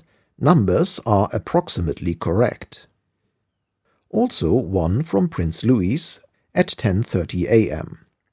The naval brigades will embark at Dover at 4 p.m. for Dunkirk, where they should arrive between 7 or 8 o'clock. Provisions and ammunition as indicated in your telegram. Monsieur de Broqueville replied, Antwerp, 4th of October 1914. J'ai l'honneur de vous confirmer notre accord sur les points envisagés Tano.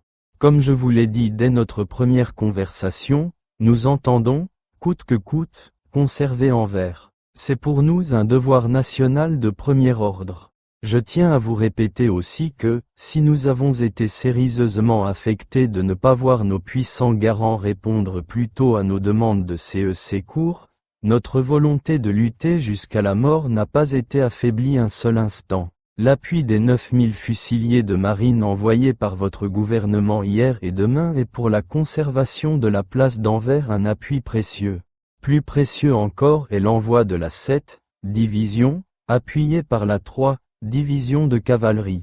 Il serait d'extrême importance que ces troupes soient dirigées sur Grant avec le maximum de célérité. Les heures ont en ce moment une exceptionnelle valeur.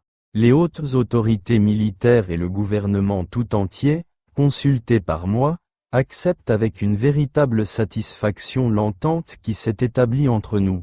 Le gouvernement a appris avec un sentiment de véritable gratitude que, s'il venait à être fait prisonnier, le gouvernement de la Grande-Bretagne ne traiterait pas sans son assentiment des questions intéressant le sort de la Belgique au moment où se négociera la paix. Je me félicite tout particulièrement des relations si sympathiques que je viens d'avoir avec l'éminent homme d'État envoyé ici par la grande nation si hautement apprécié et aimé par la Belgique. The matter had now passed into the region of pure action. Could Antwerp resist the enemy's attack long enough to enable the French and British relieving force to come to her aid?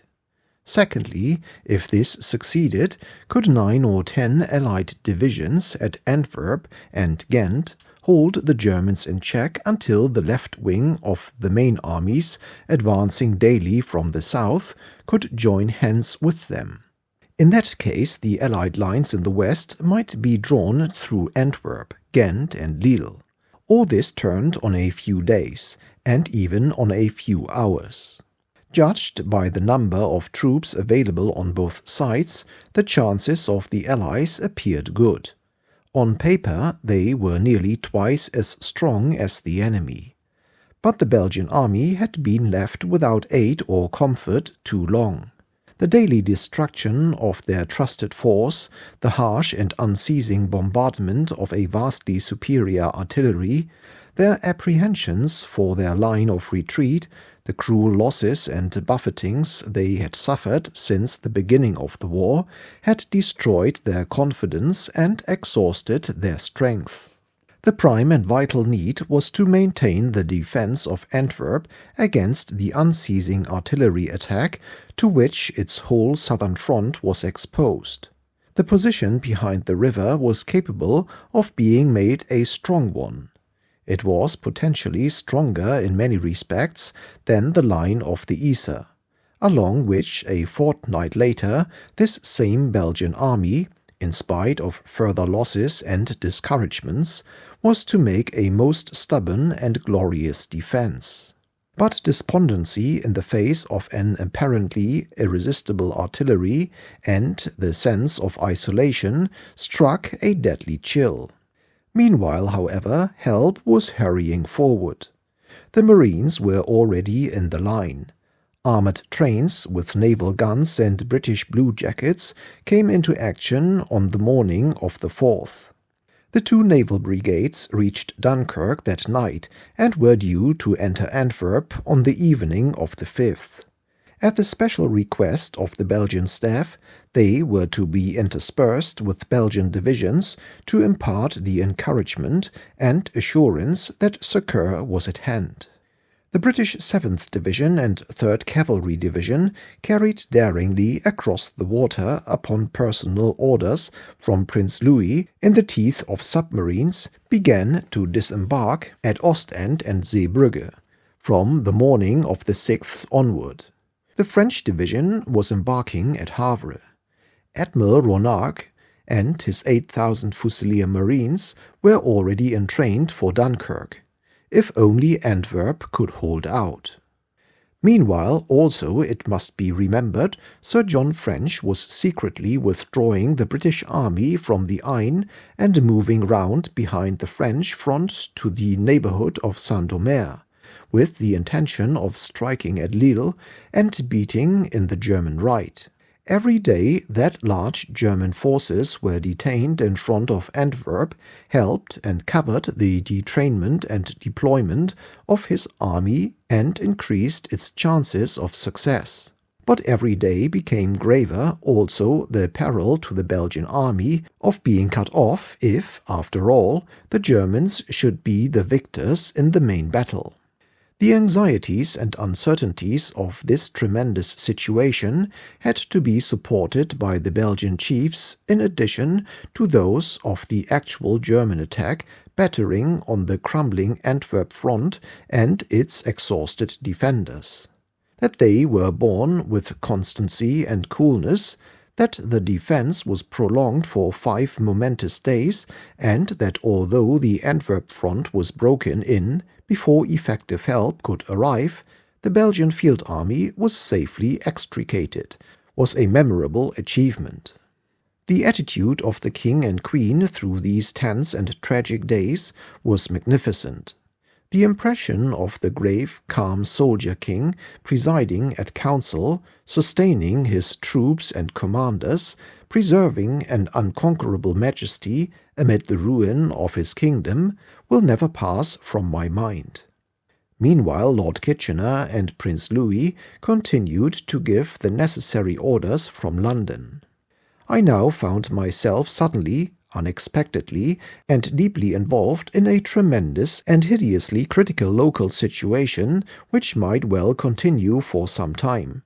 I had also assumed a very direct responsibility for exposing the city to bombardment and for bringing into it the inexperienced, partially equipped and partially trained battalions of the Royal Naval Division. I felt it my duty to see the matter through. On the other hand, it was not right to leave the Admiralty without an occupant. I therefore telegraphed on the 4th to the Prime Minister, offering to take formal military charge of the British forces in Antwerp and tendering my resignation of the office of First Lord of the Admiralty. This offer was not accepted. I have since learned that Lord Kitchener wrote proposing that it should be, and wished to give me the necessary military rank.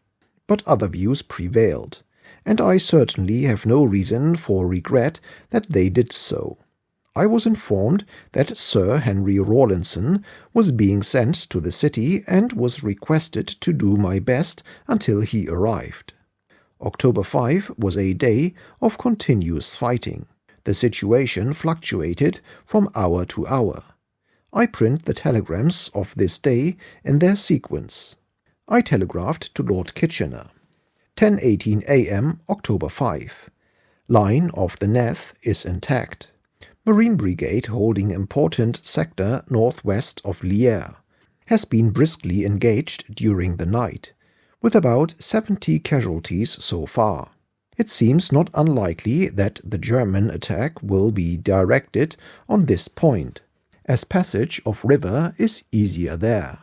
I am making sure that they are properly supported by detachment of artillery. General Paris is doing very well. Later, infantry attack indicated now appears to be developing. 12:22 p.m. It is my duty to remain here and continue my direction of affairs unless relieved by some person of consequence, in view of the situation and developing German attack. Prospects will not be unfavorable if we can hold out for next 3 days. We have a good deal of ground to sell, if it is well disputed, even if Neth River is forced. 4:45 p.m. Lord Kitchener to First Lord. I expect Rawlinson will reach Antwerp today. It is most necessary that Belgians should not give way before the forces now on the sea arrive for their support. You know date of arrival of troops at Ostend and Zeebrugge. I cannot accelerate anything owing to difficulties of navigation. Prince Louis is doing all he can. Are any of the guns we sent in action? Our 9.2 on line to Lierre ought to be useful. I hope Belgians realize the importance of holding Termonde so that relieving force may act promptly on the German left flank. The arrival of our troops should be kept very secret. By moving at night, a surprise might be possible in the early morning. 4:45 p.m. First Lord to Lord Kitchener. Attack has been pressed. Marines have stood well, with some loss, but on their right a regiment has fallen back under shell fire, and some German infantry to west of Lierre are across Neth. General Paris has ordered 4 Belgian battalions and his reserve battalion to join another Belgian brigade to drive them back and reoccupy positions. This is now in progress. Every effort is being made to gain time. At 9 p.m. tonight I am to attend Council of Ministers. I can get no news of time of arrival of naval brigades. They will be wanted tomorrow for certain. 7 p.m. Lord Kitchener to First Lord. I hear the Marine Fusilier Brigade had not arrived as expected at Dunkirk today by train. I have in consequence telegraphed to the French government as follows. As the Marine Fusilier Brigade is moving by train and their arrival at Antwerp is urgently required, please ask Minister of War to continue their journey by train to Antwerp. You might, I think, inform the Belgian authorities so as to have facilities for this force of 8,000 to proceed to wherever you think they would be most usefully employed without stopping at Ostend, and if they have not passed Dunkirk, they might be warned of their destination. 6:46 p.m. First Lord to Lord Kitchener. We now hold all our positions along the Neth. Our counterattack having been successful. Germans will probably throw bridges in night at Lierre. On outskirts of Lierre we are in contact with Germans. I have just returned from advanced trenches and find Marines cheerful and well dug in. General Paris does not think that he has lost more than 150 men killed and wounded. I presume you keep Sir John French informed. 7:15 p.m. Admiralty to First Lord. Sir Henry Rawlinson just leaving Dunkirk for Antwerp via Brugge, where he stays tonight. Dunkirk reports naval brigades arrive Antwerp 1 a.m. Tuesday. First 6 transports containing 10,000 troops, 2,000 horses should arrive Zeebrugge from 4 a.m. onwards. 9,000 troops, 2,500 horses arrive partly at Ostend, mainly at Zeebrugge. Wednesday morning, 2,500 cavalry, 2,500 horses arrive partly Ostend, partly Zeebrugge. Thursday morning. 8:45 p.m. Lord Kitchener to Colonel Dallas. You have been appointed as General Staff Officer on Expeditionary Force. Warn everybody to keep movement of troops absolutely secret. Try and bring off a complete or partial surprise on enemy's left. For this purpose, movements of troops from seacoast should be as much as possible at night. Am sending flying squadron, which will, I hope, protect troops from too inquisitive enemy's aircraft. Sir Henry Rawlinson has been appointed to Chief Command and will shortly arrive Antwerp. All movements going as arranged. In the evening I went to General Paris's headquarters on the Lierre road for the purpose of putting him in command of the other 2 naval brigades about to arrive. The fire along this road was now heavier. Shrapnel burst overhead as I got out of the car and struck down a man at my feet. As we discussed around the cottage table, the whole house thudded and shook from minute to minute with the near explosions of shells whose flashes lit the window panes.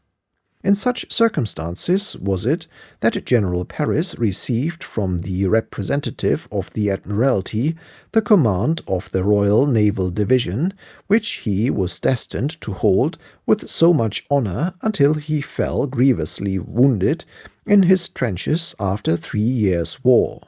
This was the most important military command exercised in the Great War by an officer of the Royal Marines. The general result of the fighting on the 5th raised our hopes. The counter-attack by 1 British and 9 Belgian battalions drove the enemy back. All the positions that had been lost were regained, and the line of the Neth was almost re-established. At midnight at the Belgian headquarters, General de Guise received in my presence by telephone a favorable report from every single sector. The enemy had, however, succeeded in maintaining a foothold across the river, and it seemed certain they would throw bridges in the night. General de Guise therefore resolved to make a further counter-attack under the cover of darkness in the hope of driving the enemy altogether across the river. At 1 a.m. I telegraphed as follows: Antwerp, October 6, 1 a.m. First Lord to Lord Kitchener and Sir E. Grey. All well. All positions are held along the Neth. I hope you will not decide finally on plan of operations till I can give you my views. I have met ministers in council who resolved to fight it out here, whatever happens. No 9.2s have arrived yet, even at Ostend. It was 2 o'clock before I went to bed. I had been moving, thinking and acting with very brief intervals for nearly 4 days in council and at the front in circumstances of undefined but very onerous responsibility. Certainly the situation seemed improved. The line of the Neth was practically intact and the front unbroken. The naval brigades, already a day behind my hopes, were arriving in the morning. By land and sea, troops were hastening forward. All the various personalities and powers were now looking the same way and working for the same object. France and Britain, the Admiralty and the War Office, the Belgian government and the Belgian command were all facing in the same direction. Rawlinson would arrive tomorrow, and my task would be concluded. But what would the morrow bring forth? I was now very tired, and slept soundly for some hours. All through the night the fighting was continual, but no definite reports were available up till about 9 o'clock. At the Belgian headquarters I was told that the Belgian night attack had miscarried, that the Germans were counter-attacking strongly, that the Belgian troops were very tired and the situation along the Neth obscure. General Paris and the Marine Brigade were also heavily engaged. The naval brigades had arrived and detrained and were now marching to their assigned positions in the line. But where was the line? It was one thing to put these partially trained and ill-equipped troops into a trench line, and quite another to involve them in the maneuvers of a moving action. Solidly dug in with their rifles and plenty of ammunition, these ardent, determined men would not be easily dislodged. But they were not capable of maneuver. It seemed to me that they should take up an intermediate position until we knew what was happening on the front. General Paris was involved in close fighting with his brigade, and had not been able to take over command of the whole force. It was necessary, therefore, for me to give personal directions.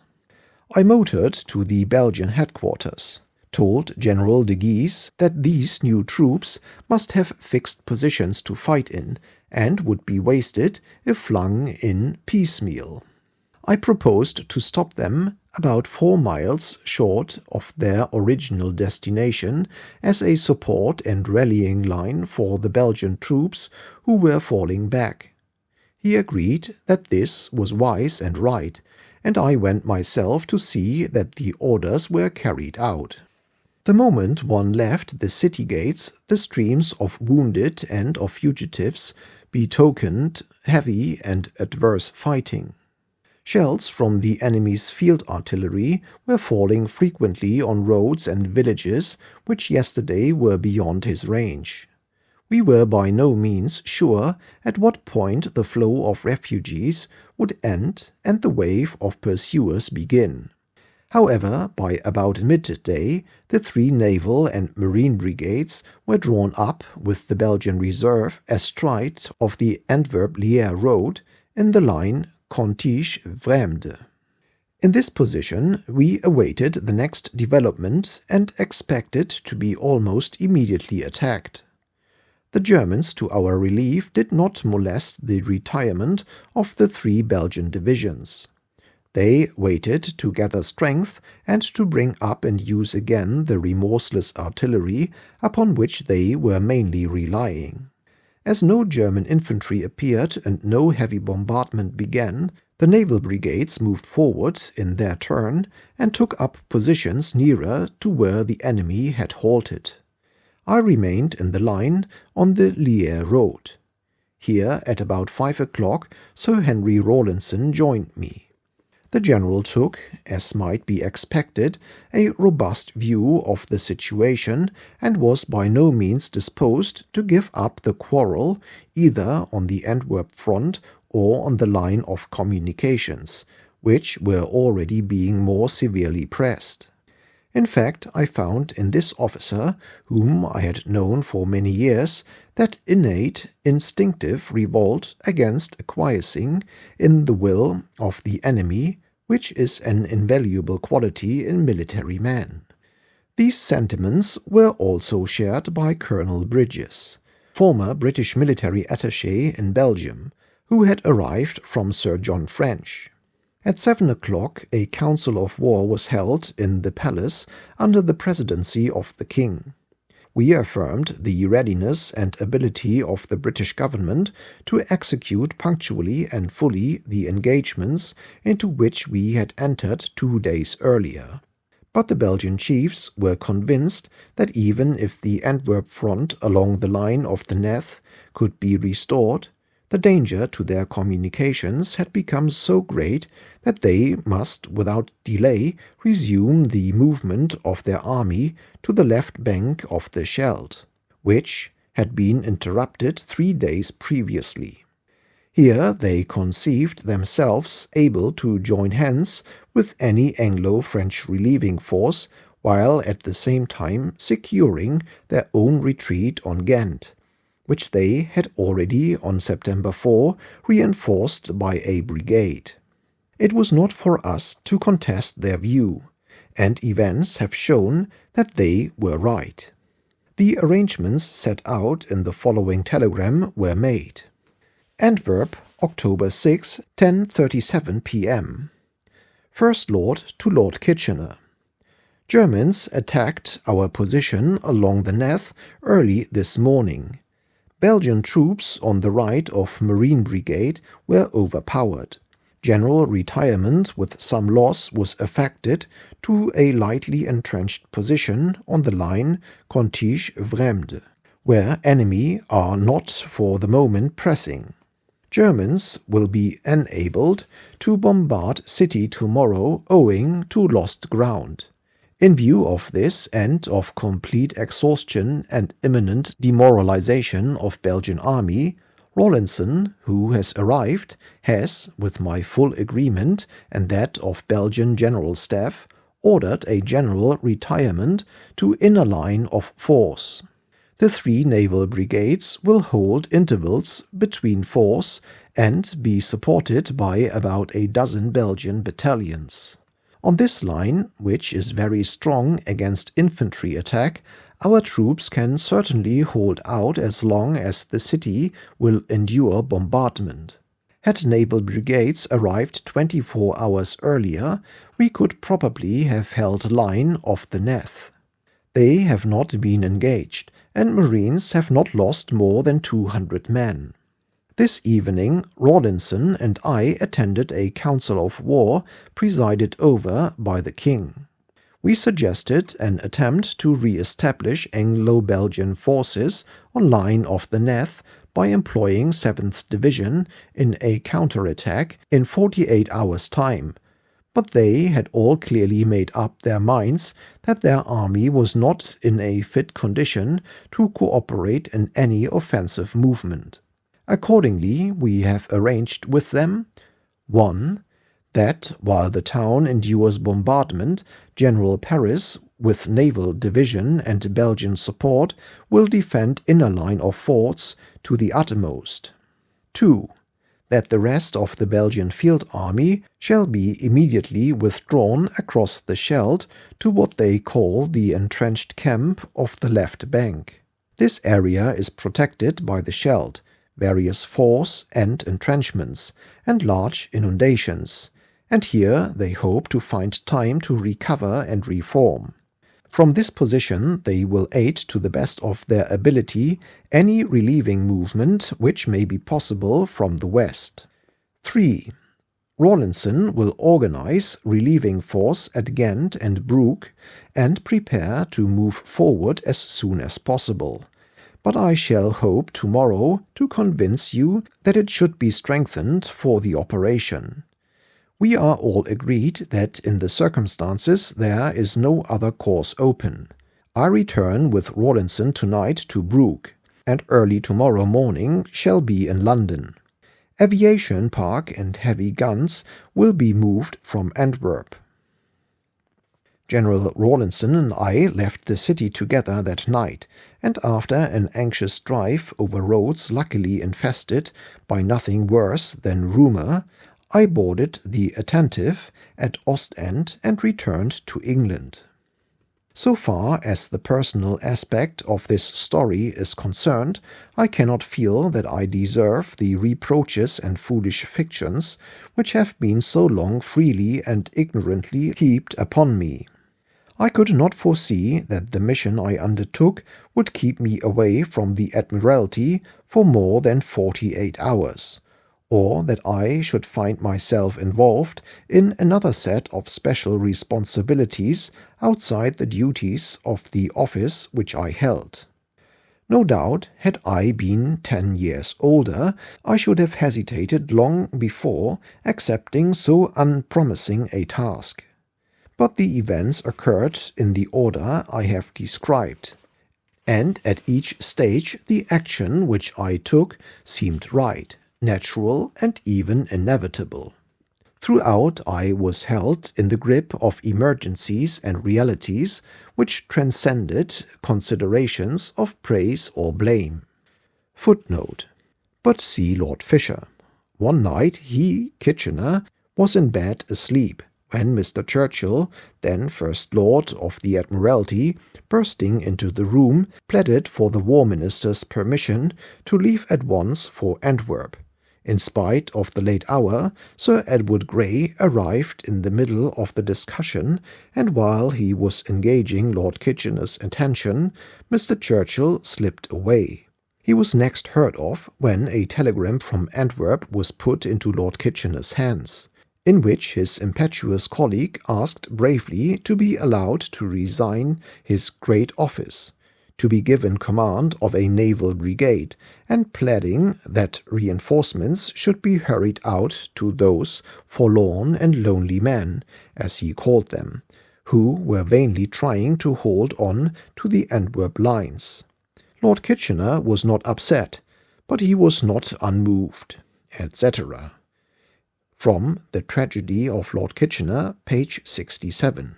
It is remarkable that Lord Fisher should be so much astray, for during the war I showed him the text of the telegrams printed in this chapter and now made public for the first time. We must conclude that an uncontrollable fondness for fiction forbade him to forsake it for fact. Such constancy is a defect in an historian. End of footnote. But after all, it is by the results and as a whole that the episode will be judged, and these, as will be shown, were certainly advantageous to the Allied cause. After the departure of the Belgian field army, the further defense of the remaining lines of Antwerp was left to the fortress troops, the 2nd Belgian Division and the 3 British naval brigades, who held on their front the equivalent of more than 5 complete German divisions, to wit, the 5th Reserve, 6th Reserve, 4th Ersatz and Marine Division, and the 26th, 37th and 1st Bavarian Landwehr Brigades. At midnight on the 7th, the Germans, having advanced their artillery, began to bombard the city and the forts of the inner line. The forts melted under the fire, and a great proportion of the civil population fled through the night, lighted by conflagrations over the bridges of the Scheldt to the open country, along the roads towards Ghent or into Holland. The enemy's attack was pressed continuously, and the enceinte of the city was considered to be untenable by the evening of the 8th. The Belgian division and the British naval brigades evacuated Antwerp that night, crossed the Scheldt safely, and began their retreat by road and rail on Ghent and Ostend. 2 naval airmen, the commanders Merricks and Spencer Gray, as a Parthian shot, blew up after long flights a Zeppelin in its shed at Düsseldorf and bombed the railway station at Cologne. German patrols, after many precautions, entered Antwerp towards evening on the 9th, and on the 10th the stout-hearted governor, who had retired to one of the surviving force, capitulated. The resistance of the city had been prolonged by 5 days.